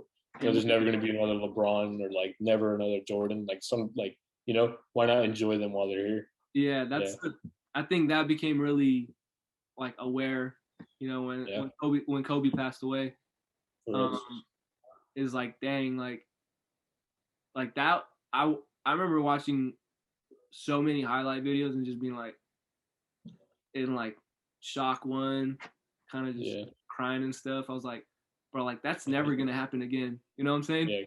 And then And same thing with it like you sucks said, because like people, what was yeah, that? it sucks because like people don't give them their like due respect while they're here. You know, like with Kobe, like so many Kobe haters around the world and everything. Like it's just weird to me, like how if you're like a LeBron fan, you're expected to like not like Jordan or not like Kobe, but like it's not that way, you know. Like people shouldn't wait until they're dead to appreciate Bro, them. that was me. I was so hardcore Kobe Yeah, that I neglected Jordan. I was like, bro, like whatever, like it's just yeah, Jordan. And I hated LeBron. I could not stand LeBron, yeah, right? But I was a 10-year-old kid yeah, at that time. Then fast forward to now, still fun, still Kobe fan forever. yeah, But I watched The Last Dance and I was like, yo, this is insane. yeah. Same. Like Yeah, I was like, Jordan, like you cannot, how can you not think he's the best after that? yeah, And then at the same time, though, like you said, currently, you got to respect what's happening currently. mhm, LeBron, 18th year, right? yeah, Like insane. He's just yeah, still playing at a high level. And yeah, MVP of the league, probably right now. yeah, It's insane. You gotta like. I think greatness like that comes every once in a while, and yeah, it's really cool to watch because we got to grow up and watch these legends. But yeah. I think the Yeah, league. like it was like Jordan first, and then like Kobe, and now it's like LeBron's era. And I feel like, and like even in between those, you know, like during LeBron, it's like Curry, you know, and like during Kobe, it was Iverson, was like the most culturally influential player, you know. Yeah, Like there's always like even smaller players that you can appreciate, you know, like Curry, you can definitely like unquestioned, like without question, greatest shooter of all time, right? yeah. And like there's other things that people could be the goats of. Yeah, I And just there's feel like like it's pointless to argue over things like that. and there's like KD who's coming in, Yeah, exactly. crazy scorer, and then there's like Giannis who's Mhm. crazy athletic, and um, Westbrook. we're sports fans, but I think the league's in good hands. I don't watch as much basketball anymore just because Mhm. Not sometimes that time. just time, you can't Yeah, watch an entire game anymore. But yeah, bro, just athletics in general, like I don't know what it is, but these kids are so much more athletic than us. for reals. Like you see it, these kids are jumping out of the gym doing behind the back windmill, all this, and Freshman in high school. I'm like, how? Like, Yeah, I don't understand, but it's really cool to watch. There's like a movement yeah, going on in sports right now, and it's really cool because social media is around too, and you get to see all these cool clips. yeah, And sometimes it helps these kids, like with their process to get recruited, yeah. which is sick. Yeah, like players, I feel like John Morant wouldn't have been as big like a long time ago. You know, like all of his highlights at Murray State when he was like in college, like Yeah, dunking on everybody, like scoring like 35 a game. He wouldn't have been like as in the spotlight, which is good for some players and it's bad for others. But you know, like Zion, I feel like has handled the spotlight pretty well.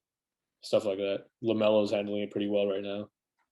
that's another thing to me is like, how do you handle that, bro? From Yeah, being 14, 15, 16 with social media, having a million followers, going to class, for reals. have your own merch, and it's insane to me that um, I think one, it's really cool if they have somebody around them, kind of just like have them mellowed out, Yeah, like, hey, like this is what it is, right? Because some kids, it like they'll probably make mistakes, yeah, yeah. online or something like Bronny smoking or whatever, right?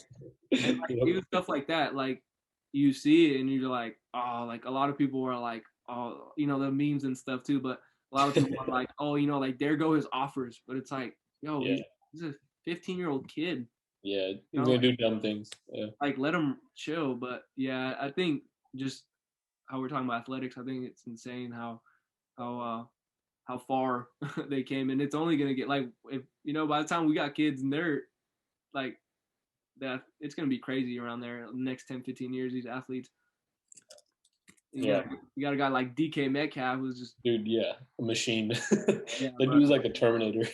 it's crazy. But yeah, I was gonna ask you, you just graduated from UCLA. Yeah, yeah. In the spring of last year, yeah, it's gonna be a year now. Yep. How was that experience for you to go out there to LA and Pretty eye opening. Yeah, I feel like every opinion that I have about the world changed after going to college, and that's what I mean. Like you meet people from different backgrounds and stuff, and it really opens your eyes. Like not everyone's like you. You know, there's other things out in the world. Like how when I probably had a way like staying in Selma. I had a like it's also just part of growing up, but I feel like I had a way more closed mindset where I thought like everybody had a more similar upbringing than it like is in actuality. Like you go to college, okay, for example, like I tutor kids, right? And then there's this one girl that I was tutoring, and like she like just randomly one day was like asked me if she could like talk to me about life, right? And like she told me about how like growing up she was like homeless for like a couple years in high school because her like mom kicked her out of her house, and like she like had to like live with like a friend or like just like sleep at the park some nights. And and she's like applying to like Ivy Leagues and stuff now because she's in high school. It's just like, I don't know, like having so many experiences with different people in life makes you more appreciative of life, and at the same time makes you want to give back because you realize how lucky you are. And I think that's like the key, or the best thing about going to college like somewhere else, or just going to college in general. Like a lot of people don't have the opportunity to go to college, and they decide like, oh, college isn't for me, and it isn't for some people. But like, it's a really good like life lesson, I think, for me at least. What was the hardest thing about leaving? Like, I know you're 18 years old, Yeah. probably really comfortable at home. So you get Yeah. in, you get this offer. So what was like the hardest thing about leaving home?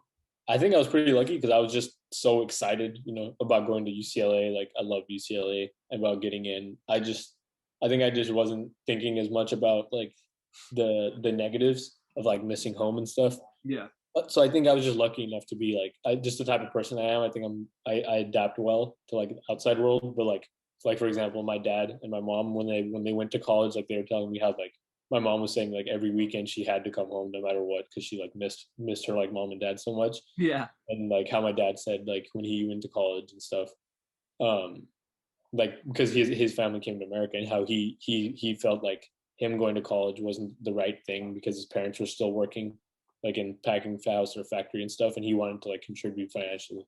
So yeah, that's why he like dropped out and got a job. So it's just like different things. And I think I was lucky enough to have like the support to where I could stay going to college, like a really good one too. yeah. No, that's yeah. It was really dope because I think it was 2016 you graduated, Yeah, yeah, from high school, yeah. and your guys' class there was a lot of smart people in there that are still doing their thing, and you guys are Exactly. probably like one of the biggest classes to be really out there and go to these big schools, so, which is really cool to see for like younger us, like me, Raj, Ashman, all these guys. Like Yeah. it's really cool for us to see because Mhm. one, it's been done, like it's possible, Yeah, exactly. and then two, now that you guys are done, it's like man, like one, like it went like this. It was so quick that it happened, but it's really cool that like people from Selma or people from the valley are going out and Yeah. experiencing life. Kind of like say like you go out there, I guarantee you someone was like, "Yo, where are you from?" From Selma. Where's that? Yeah, I know. You know what I'm So you saying? just start saying Fresno. Start saying Fresno, yeah. And I think it's really cool once you get to that point where you tell people and you're kind of just putting your town on the map. Hmm. And I almost like went away for school, but I don't know. For me, I felt like I was growing up at a good rate here. Then I didn't need that. Yeah, I think, yeah, exactly. Like I feel like you have like a mindset like it's really open to the world, and like how you talk to people with different viewpoints, even if you don't agree, just to learn. And Yeah, I feel like for me at least, it took me going to college to learn that. But it's even better for you. Like you didn't need to do that. Like not everyone needs the same like cookie cutter plan for their life to learn the same things. Like you didn't have to leave for college to learn the same things I learned leaving for college. yeah. My biggest thing that I learned was just talking to older people. Hmm. Like literally, that's it. All I did was talk to older people. People in like barely a little older than me. People in their Yeah. 30s, 50s. Um, Guys in my platoon in the military. I was like a sponge, bro. I was like 17, Yeah. 18, 19, 20 years old, and I was like, just I like I would I don't know. I just got humbled. I was like, I'm gonna just act like I don't know everything, and I'm just gonna like listen, right? Like, not a lot of people just listen, and They once I don't. Yeah. started just listening, I was like, you know what? Like, I was like, this is like the best like learning lesson you need to do. You don't need to leave. A lot of people that I know that left for school, they learned, they matured a lot.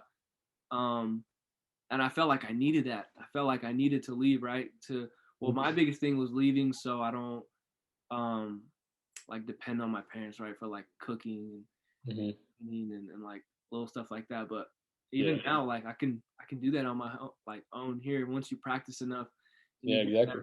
I mean, still like I'm blessed. Like my mom would just, she's a sweetheart. She'll take care of me. She Yeah. gets Same. down on the food and stuff. But like say like someone who goes away for college and they got to start learning now how to cook and stuff. So like, yeah, like that's one thing I felt like I I wanted to go away for. Obviously the freedom and stuff too. You know, you're in a different city, completely new. Um, but staying back, it made me one appreciate like the tight knit community of just staying back here, and then Yeah. two, just kind of realizing like a lot of stuff changes in that first year, first 2 years of college. Yeah. And that's what like really defines you, right? Like you're either gonna react positively, you're gonna react positively, and you're gonna be like, you know, I'm gonna start making stuff happen, right? Like I'm gonna make a plan, I'm gonna stick to it. And that Yeah. was like my first thing. I went to Reedley and my Mm-hmm. counselor was like, hey, what's your goal? And I was like, to get out of here in 2 years. He's like, well, that's pretty basic. And I was like, well, it's not, because someone in my math class and my stats class has been here for like 4 years. And she was like, okay, like I know what you're saying now. I was like, yeah, I'm just trying to keep it real simple, Yeah. like nothing too crazy, all that. And sure enough, like little stuff like that, just talking to older people in my classes, I was like, yo, like this is real, like this is cool. Like I'm learning from these people, and then I felt like I didn't need that to leave, but it's cool. Like I feel like everyone, like you said, has their own ways that they learn and grow, and like piece their perspectives together, which is Yeah. cool. You know, like I don't know. You said it took you a while. Do you remember like the first time like you were just like, what was like your big like welcome to college moment? Like when maybe like you went into first class and maybe the size of it, or I think probably the biggest thing was like in academics, especially. One of my friends told me, he wasn't in my class, but there was this one kid that like apparently like he like can sit there and he would just like never take notes, just like stared at like the professor, never like did anything, no notes, didn't do the homework, and would come in like 100% on the final every time. And this was in like mechanical engineering classes. And I'm like, damn, like I thought I was smart. Like there's people out there that are like, what? Like I'm nothing compared to these people. You know, they have like crazy natural gifts, and like I yeah. don't know. That's like really eye opening for me, at least. I thought I was like, I'm gonna have to work, you know, that much harder to do what these kids can do, you know, with absolutely zero effort. Is there some sort of influence from these kids that have these natural talents? Maybe it's academics, maybe it's startups. I remember one time Ashman telling me one of some of his buddies were working on a startup. I was like, it's insane, bro. No one around here works on startups. It just Yeah, doesn't happen. You know, like yeah. what kind of influence does it have on you? Like, does it motivate you? Does it I've, kind of like make you think outside the box a little bit more? Makes you want to do a little bit more? yeah, yeah, definitely. And then like I remember like talking about startups. There's these two dudes I remember. They were like one of them already had like a pretty big Instagram following. Like he was like kind of like an Instagram influencer, but like pretty much, you know, mainly just going to college. And Yeah. we played basketball with some of them. And like I think a couple months ago, I realized they were on like the Forbes like under 25 list of top 100 like startups. I was like, how? Like I knew these dudes playing basketball. I looked it up, and they started a company where you like have like a pop socket you like put on the back of your phone, and Yeah. it has all of your like social media on it, like electronically, and you just tap it to somebody else's phone, and it opens up all your profiles on their phone. So like you never have to, I guess, give your like at to people. But, like it's small, but like they made it to like where they're like, I think their TikTok made like got 2 million followers in like the first month or something. Insane. Like they got like a bunch of celebrity sponsorships for it, and like it Yeah. just like straight took off. And like at least for me, it makes me realize, like I know those kids, they had their dads were like are like the heads of like big old companies, so they know, you know, like they're kind of handed stuff, and you know they're white, so obviously they're like already have like an advantage in that aspect. But yeah, I just like going to like somewhere so big, you have so many more resources. Like networking is so huge, especially if you're not going into something like STEM related. If you want to be like in business or something, you have to just know people. And like when I was applying for jobs, like after graduating, I realized everybody I talked to had gotten their job from knowing somebody else. Like they were like, oh, I have a friend that's like at UCLA Health, like that's a research associate, right? Yeah. And they told their friend about like an opening and recommended them, and that's how they got the job. Like pretty much everybody, you have to know somebody to like get somewhere. And I think that was also a big eye-opening thing. Like you can't just be in college and not do anything. You can't just like sit and like stare at your books and like get as many good grades as you want. you can do that if you want to like go to med school or something like that, because that's like, you have to be smart and get good scores. But if you Yeah. want to do something else, you have to like actually network and have people skills. That's what I think a lot of like kids like unfortunately lack. Like some international students that don't know English that well, it kind of sucks for them because they're really smart kids, right? But they just don't have those social skills because they came to a new country to go to college, where they could be easily doing the same things, but they just don't have the social skills to do it. How many? Is there a lot of international students there? I mean, it's a big. Like comparatively to the UCs, I think there's not that many. I've heard like UCI has like so many international like kids from Asia and stuff. UCLA has like a significant amount too, I would say. There's like, especially in STEM classes, engineering and stuff, like computer science, so many kids from other countries, mostly like China.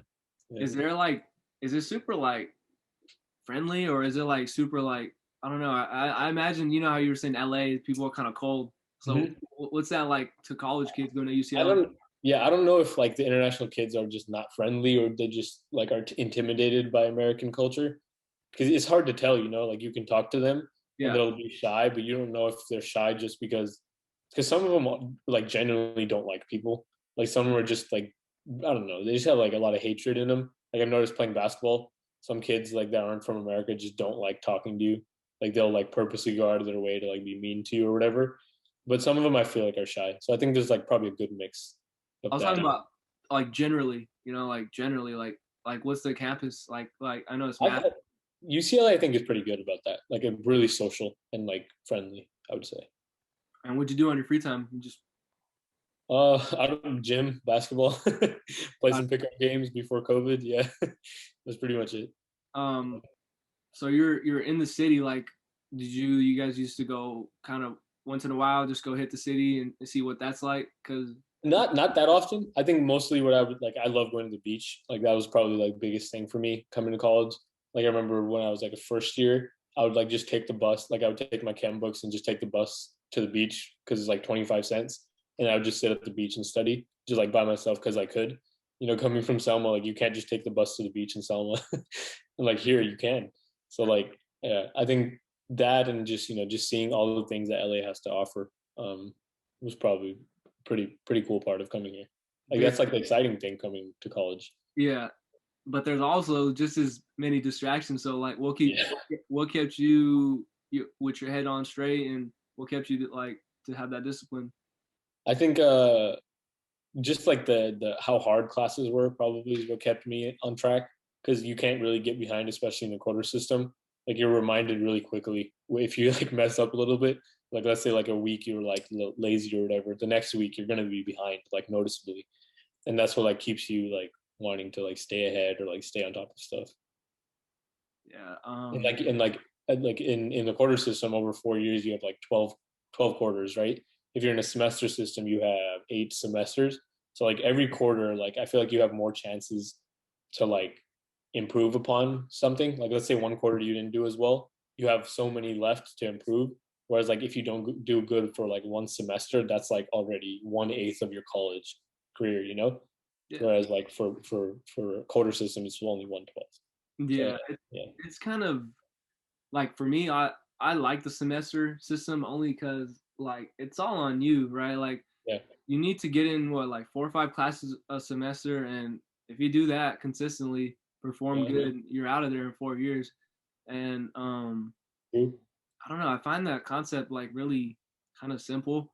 Um, well, given that like I'm studying like psychology, but you guys are doing like pre-med and stuff, so it's way harder. I know people that sometimes they're have 2 chem classes in a semester, or like a calculus and physics, and it's like it like for being a medical student, like I don't know, I feel like that is like some of the hardest classes. Like maybe just, and also like I was wondering, is it like some classes are chill, like, but like do the professors like really like step it up and like really like hold it a high expectation, or like are some of them, do they just let you like coast by?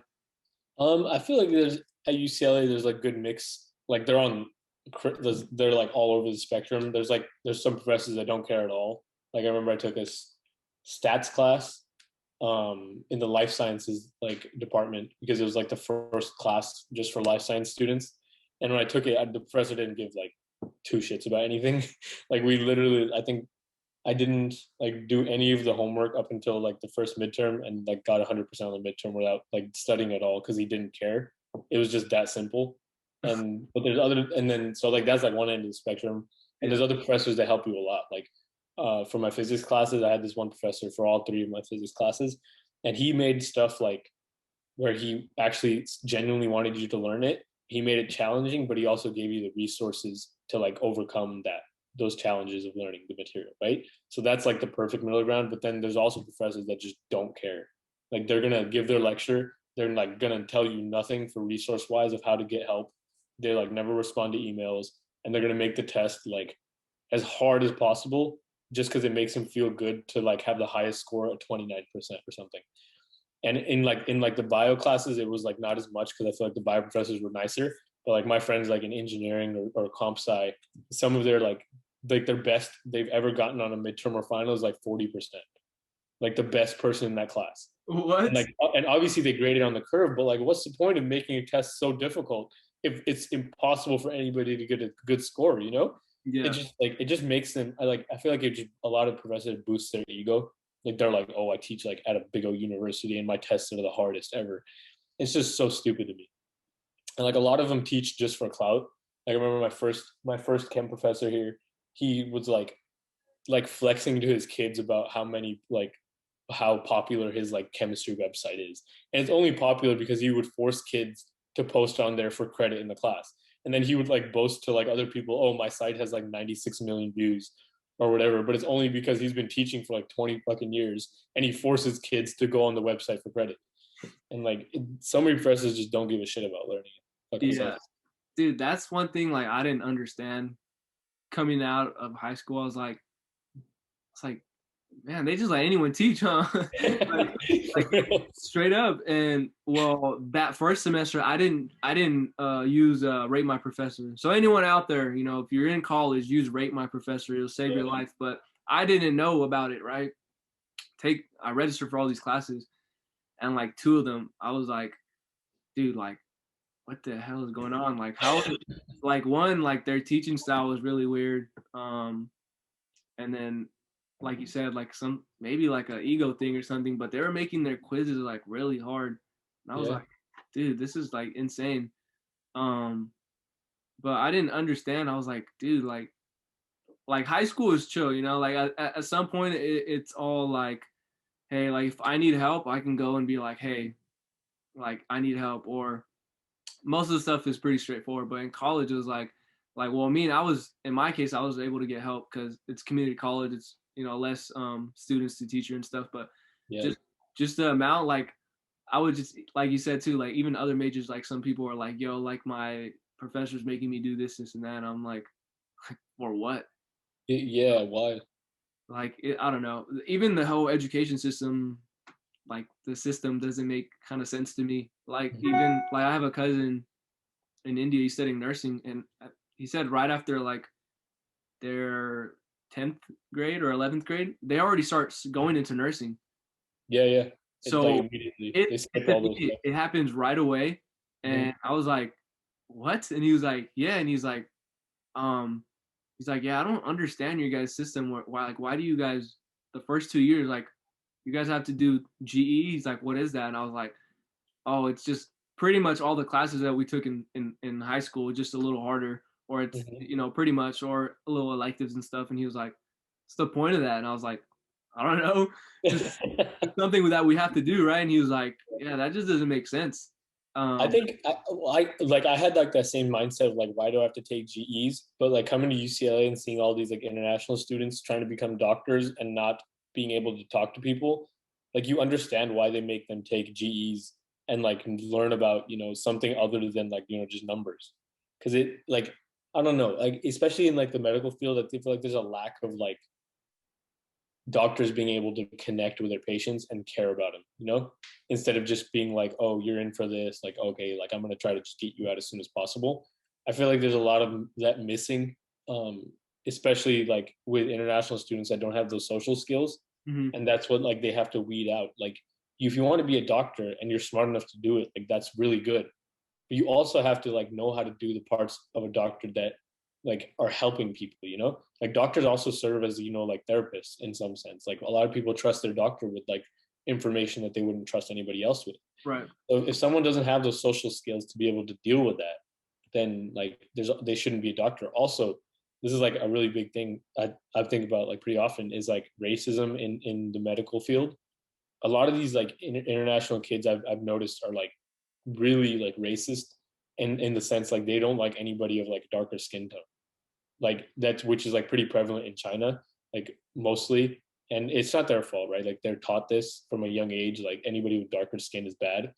But if these kids are going to become doctors without having to learn about like I don't like equality and, you know, diversity and like being taught why these things are not good to be thinking, then when they become doctors, they're gonna purposely give bad treatment to people of darker skin color, which is proven in studies of how like black mothers are like I think 10 times or like something more likely to die during childbirth because of like malpractice, just because doctors don't care. Dang. Yeah, there's just so many biases in the medical field. And I think that's what GEs and stuff try to get rid of. But Yeah. like obviously it's not a perfect system because like if you take a GE on like art history, you're not learning not to be racist. So I think it could that system could definitely be improved to where like you're required to take certain like diversity classes that teach you about stuff to open your eyes to that part of the world Yeah. instead of, you know, taking things like that aren't gonna help in that aspect. Yeah. That was my biggest thing. I was like, once I had that conversation with my cousin, I was like, well, like, dang, well, you're kind of lucky in that sense, right? Because you're getting Yeah. ahead or whatever. Um, but also, like, I just didn't like taking classes that like we had already took.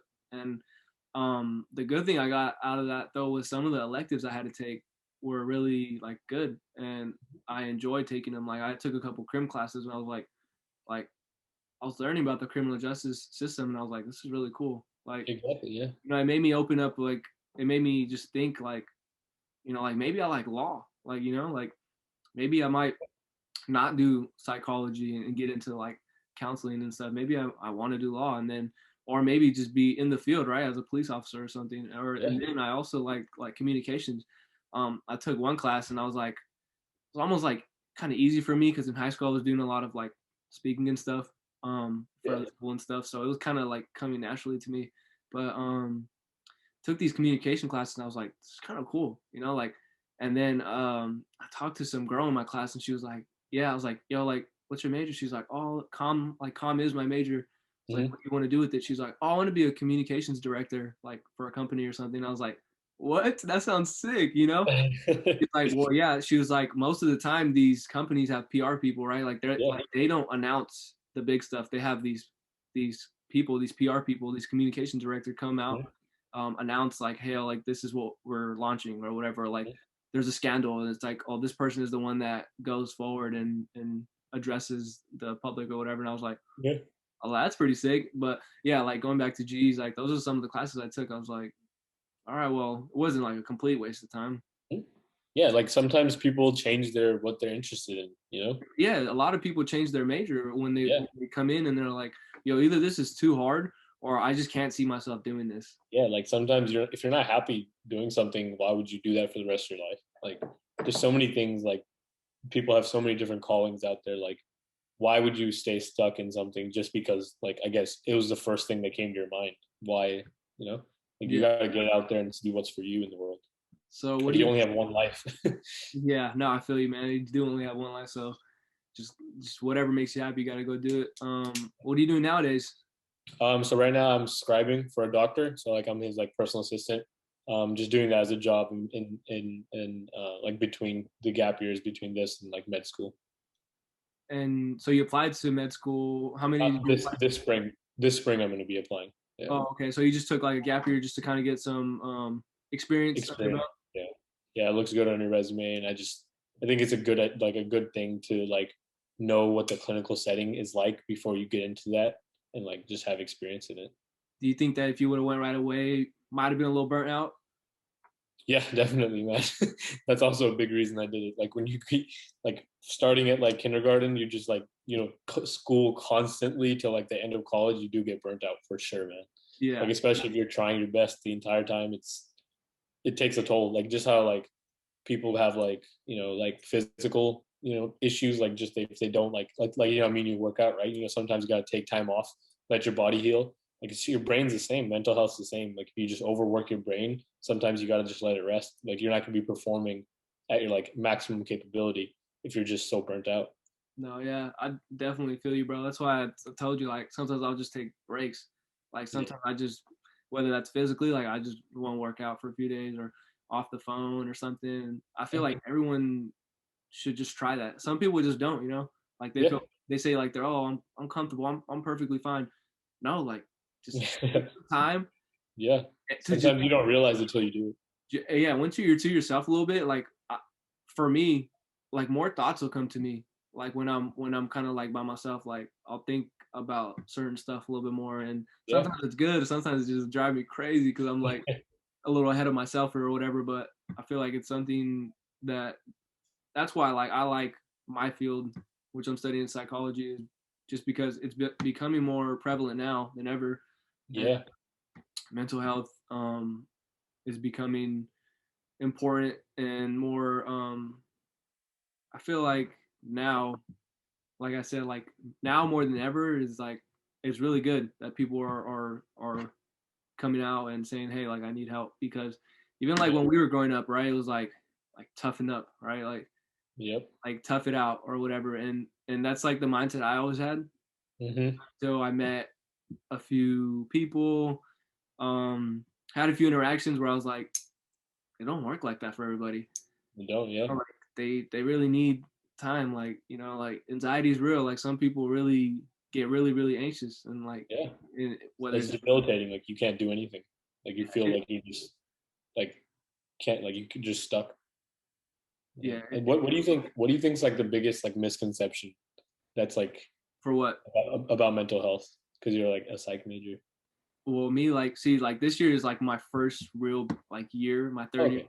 of taking like actual psych classes. So right now I'm taking like bio psych, which is just anatomy of the brain and stuff. But Yeah. we're just it was a lot about learning and behavior. And well, even aside that, um, you said the biggest, what, the stigma. Yeah. Like what misconception like about mental health do you think is like either like the biggest misconception or like what harms people the most? I think just like not reaching out for help, or thinking that if they do reach out for help that it's a sign of weakness, um, especially amongst men, Yeah. right? Like guys, we have egos, right? Like we don't reach out for help. Like sometimes there's times where we need to let shit off our chest, Yeah. and we'd rather just hold it in than to, like, one, right? Like no one wants to go to a totally random medical professional, right? And like no one wants to go see a psychiatrist or a psychologist and be like, like this is what's wrong with me, and I'm gonna just tell you everything right now, right? Like Yeah. there needs to be like a trust that builds, and some people eventually will grow that courage to be like, I'm just gonna try it out, and it works out great, and other people will never take that step forward, um, which I don't think is bad, because you can confide your trust into someone that like you're really close to, Yeah. like your brother, sister, or like a best friend, right? Like they can almost act as your therapist, and most people do, right? Like Yeah. you get a random call from your friend if he's like freaking out or something, and that's your role as a friend, to calm him down, kind of walk him through what's going on. And I think that's just probably the biggest misconception, ish thing, like where if you think that you need help, or if there's something that you want to talk about, you should do it, because um suicide too, it's really big, man. Like some Yeah. people really at the end of the day don't think that they have any meaning or purpose, and I think that you should always be nice and kind, because you don't Yeah. know You whose don't day, know what people are going through. yeah, you don't ever know whose day you can brighten and change around. And yeah, I've just seen a lot of videos and stuff to where now I'm like, okay, like it's like that empathy side, like first I was always like super like whatever, right? But now I'm like, I get it, right? Like I know, like like you don't need to, like even if I talk to people, and like sometimes, bro, you could see it, right? Like you feel it, like Yeah. something's not right here. Like you talk to somebody and you're like, right? And then like it just depends on if you want to address it or not. Like, Yeah. yeah, it's crazy, bro.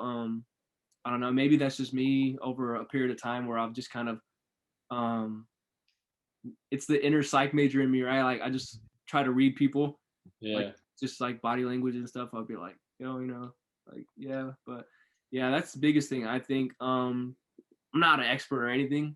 I just think Yeah. I'm like a really like reasonable people person. So we can, Yeah, definitely you are, man. I'll talk to random people about personal shit. Like, I'm not even serious. And That's good.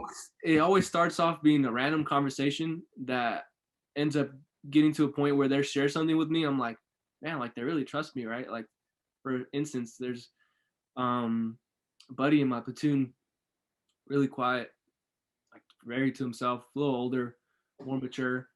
Mm-hmm. He's seen some stuff in his career, and there's this one night we just had a really great conversation, bro. We talked for like 6 hours. Yeah.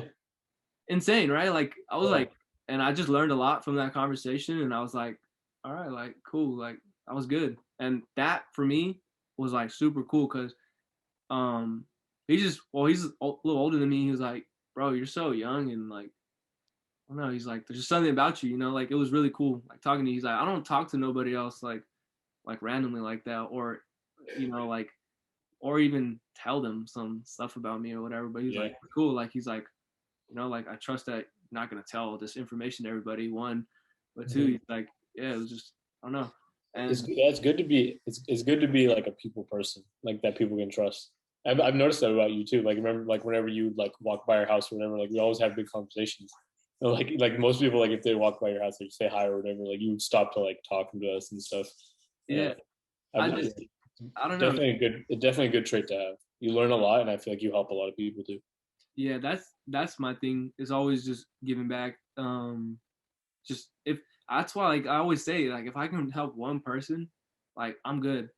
Yeah. Like straight up. And that's why like with me, like I was studying psychology because one, like it interested me, but then like it was almost like a calling. Like I can see myself talking to people through the shitty situations in their life and kind of just being there and like obviously it needs to be a little scientific, right? Like Mm-hmm. you can't just be fully involved in your patient's lives and stuff, but you give them sound advice and stuff, but I don't know, I was like, yeah, I can do this, you know what I'm saying? Like, it's That's kind of like good. how you really like medicine and helping people, and I'm the same way, just a little bit more like personally and stuff, or but it's good. I think there's a lot of more awareness this younger generation is doing. So Yeah, really good. yeah, I it's think good. yeah, like a lot of older people like always talk bad about our generation and things that are bad. But I think for the most part we're like headed in a good direction, like socially and like awareness wise and equality and everything. Yeah, everybody in like our in our generation's a lot better about these things. Bro, we've lived through some crazy events already. Yeah. Like it just not even this year with the pandemic, just say like, well, like we witnessed the first ever like black president. Yeah. And I remember being in like third grade when that happened. I was like, this is like I didn't understand like what that Yeah. meant. Yeah. Like through like, and that's just politically, right? And even the next president after him, the first billionaire president after, which is crazy too to think about it, right? And Yeah. well, that's politically like, but then think about all the crazy like sports moments and Yeah. natural disasters and all these crazy things that have happened. It's like damn, like we really lived like through some like dope Yeah. stuff that like kids probably 10, 15, 20 years from now are going to be like, yo, like do you remember that? Yeah. You are going to remember that. And I just think it's really cool, like you said, like maybe the older generation don't really have faith in us, but I got faith in us. I think that eventually stuff will change for the Hmm. better, for sure. Yeah, I think it already is. It's like headed in the right direction. Like in politics, like newer politicians are like more open and like compassionate for people and like aren't already in that like establishment of like being paid off by companies or like like organizations that have them enough money to like fund their campaigns and stuff like that. I feel like it's good. like the direction everybody's headed with our generation. Yeah. So we're just talking about politics. You just you started your Twitch account, right? Oh yeah. So that wasn't even my idea. It was my friend McCall and Harmon's idea. Like Yeah. they wanted to just start like a podcast like you're doing with just about politics and stuff. But Okay. like it just like the actual podcast just never happened because we didn't have the time for it. Yeah. But pretty much what happened, like I just did it because one of one of the kids, that first kid that I debated, um, I follow one of his friends on Twitter, and he was like, "Hey, you should debate my friend. He's like a Trump supporter."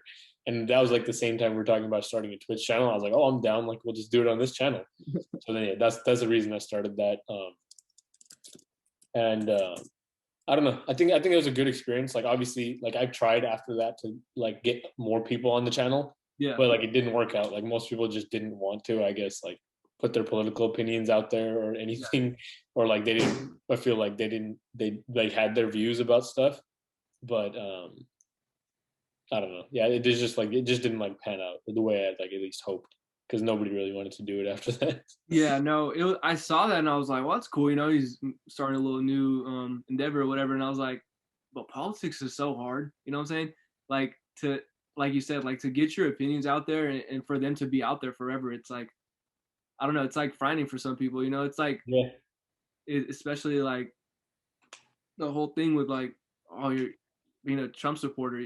People are like automatically like, this person is terrible. He's a terrible person, right? And like, I saw that a lot. Like, I know people that are Trump supporters. Like maybe he's not a good person, the president himself or whatever your beliefs are. But yeah. like this person is not terrible just because he believes in this. Yeah, sometimes they're just like if they are just like sometimes misinformed or have different opinions, Yeah, different upbringing. that's where I think it was good. It's like a good platform to both of your opinions to meet, and then Yeah, you kind of pick and choose. Like, oh, I like what this person said, or the person is completely right or left, and they're like, hell no, I don't agree with you. You know what I'm saying? yeah. No, but no, that's really cool.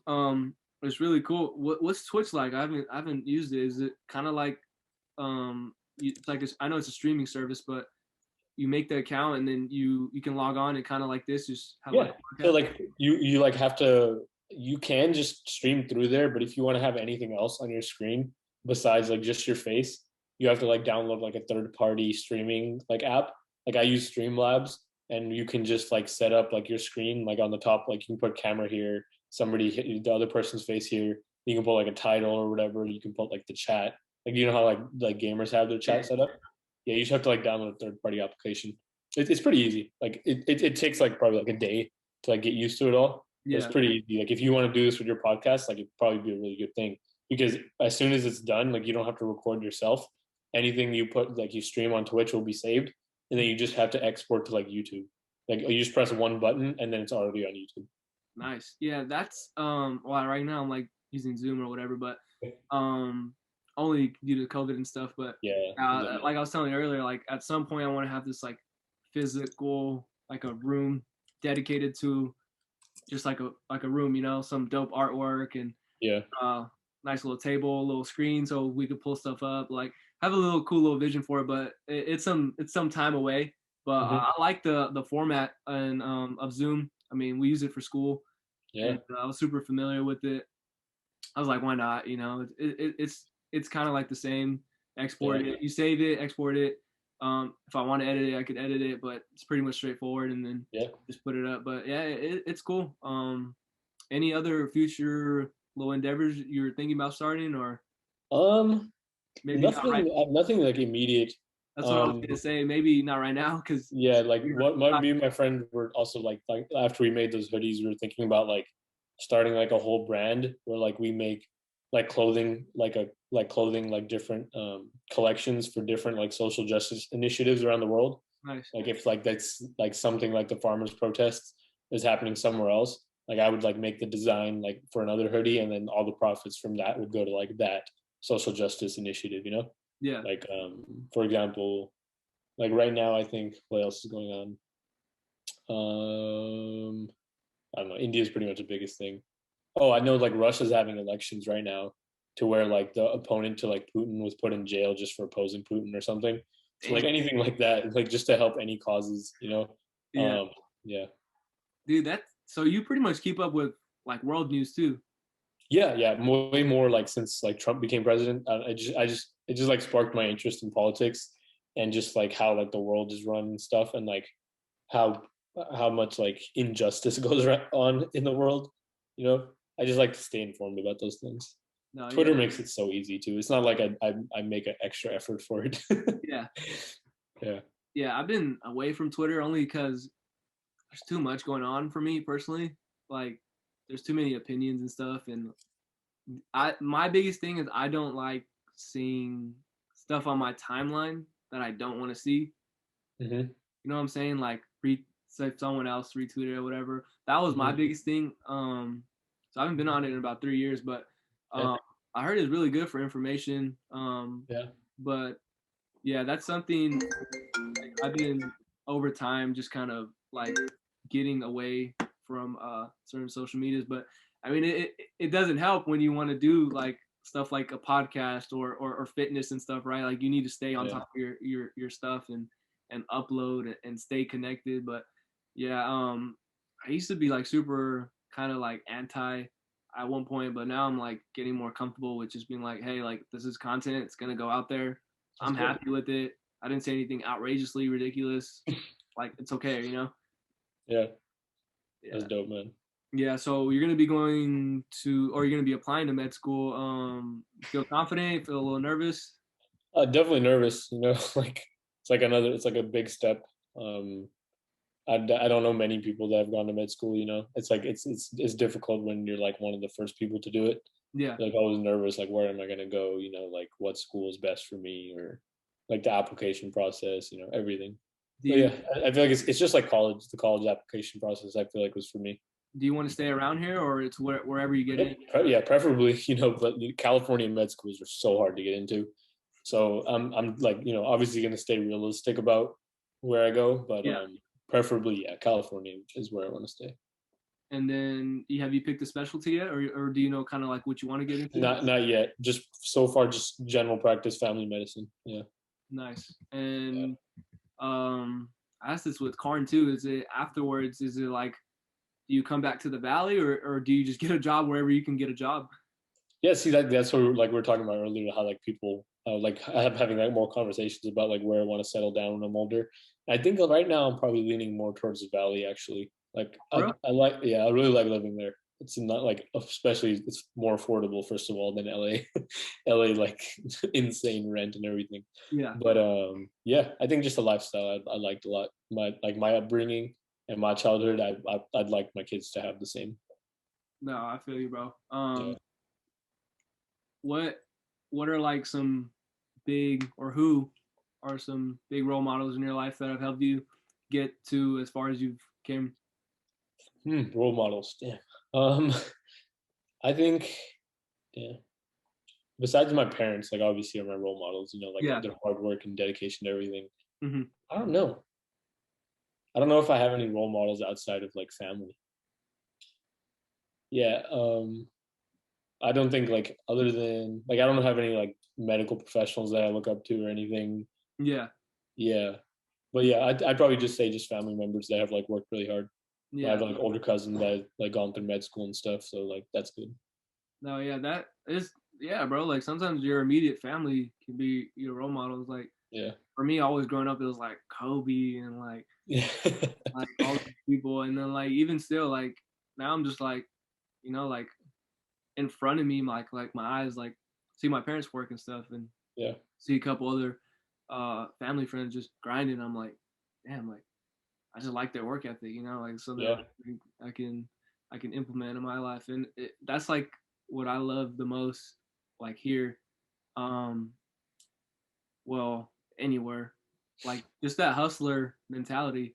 Yeah. People that just they have that fight in them. They're not gonna give up. Shit goes south, they're just gonna keep on rolling. Like stuff happened. Um, Yeah.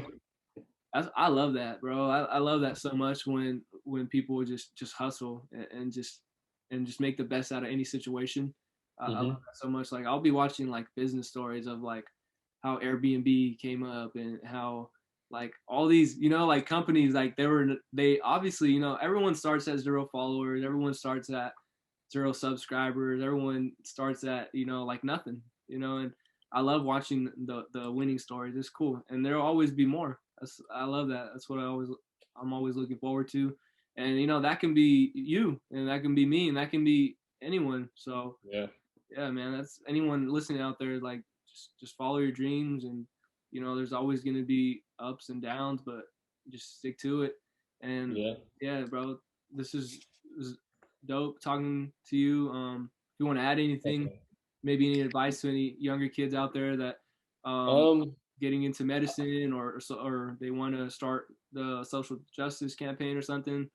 Yeah, I feel like in general the biggest like life lesson I've learned is to be like compassionate for other people, no matter what you're doing. Like if you're gonna go into medicine or anything, like do it not like for selfish reasons. Like do what you want to do because you love it, but also do what you want to like help others. You know, like it's okay to be selfish in like the aspect of like wanting to be happy in your life, but like never like sacrifice others like well-being for that goal. You know, you always got to be compassionate and it's hard to do that because everyone lives their life for themselves, right?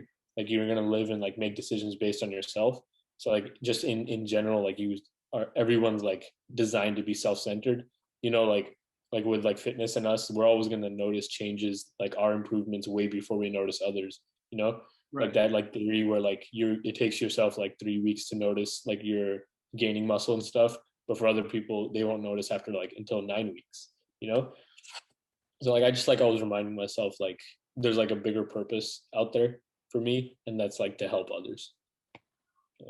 No, yeah, that's 100% agree, bro. And I think it's really cool once you get kind of just like engrave that in your head, right? Like it's other people over me all the time, and it's really cool. It's kind of rare nowadays, you know, but it's good, bro. We know we need more people like you, bro. So we're gonna end it right there. Thank you so Thanks much, for having me, man. bro. Yeah. There's you shot a lot of knowledge to me. I learned a lot. Whoever watches is gonna learn a lot. Definitely have you on sometime in the future. I know busy guy, but for sure have you sometime in the future. Hope everyone's cool. You know, you, Raj, everybody cool. Thanks. Yeah. Hope everybody on your side's cool as well. And I love that you started this podcast too, man. I can tell all my friends like, oh, like I know somebody from like Selma, like he started a podcast like to like highlight like people from our community and stuff. It's really dope what you're doing. Yeah, thank you, brother. Yeah. Hopefully I can get more talented individuals on here and just keep this thing running. But thank you, bro. Thank you for your support. Have a blessed one, brother. See ya. Night.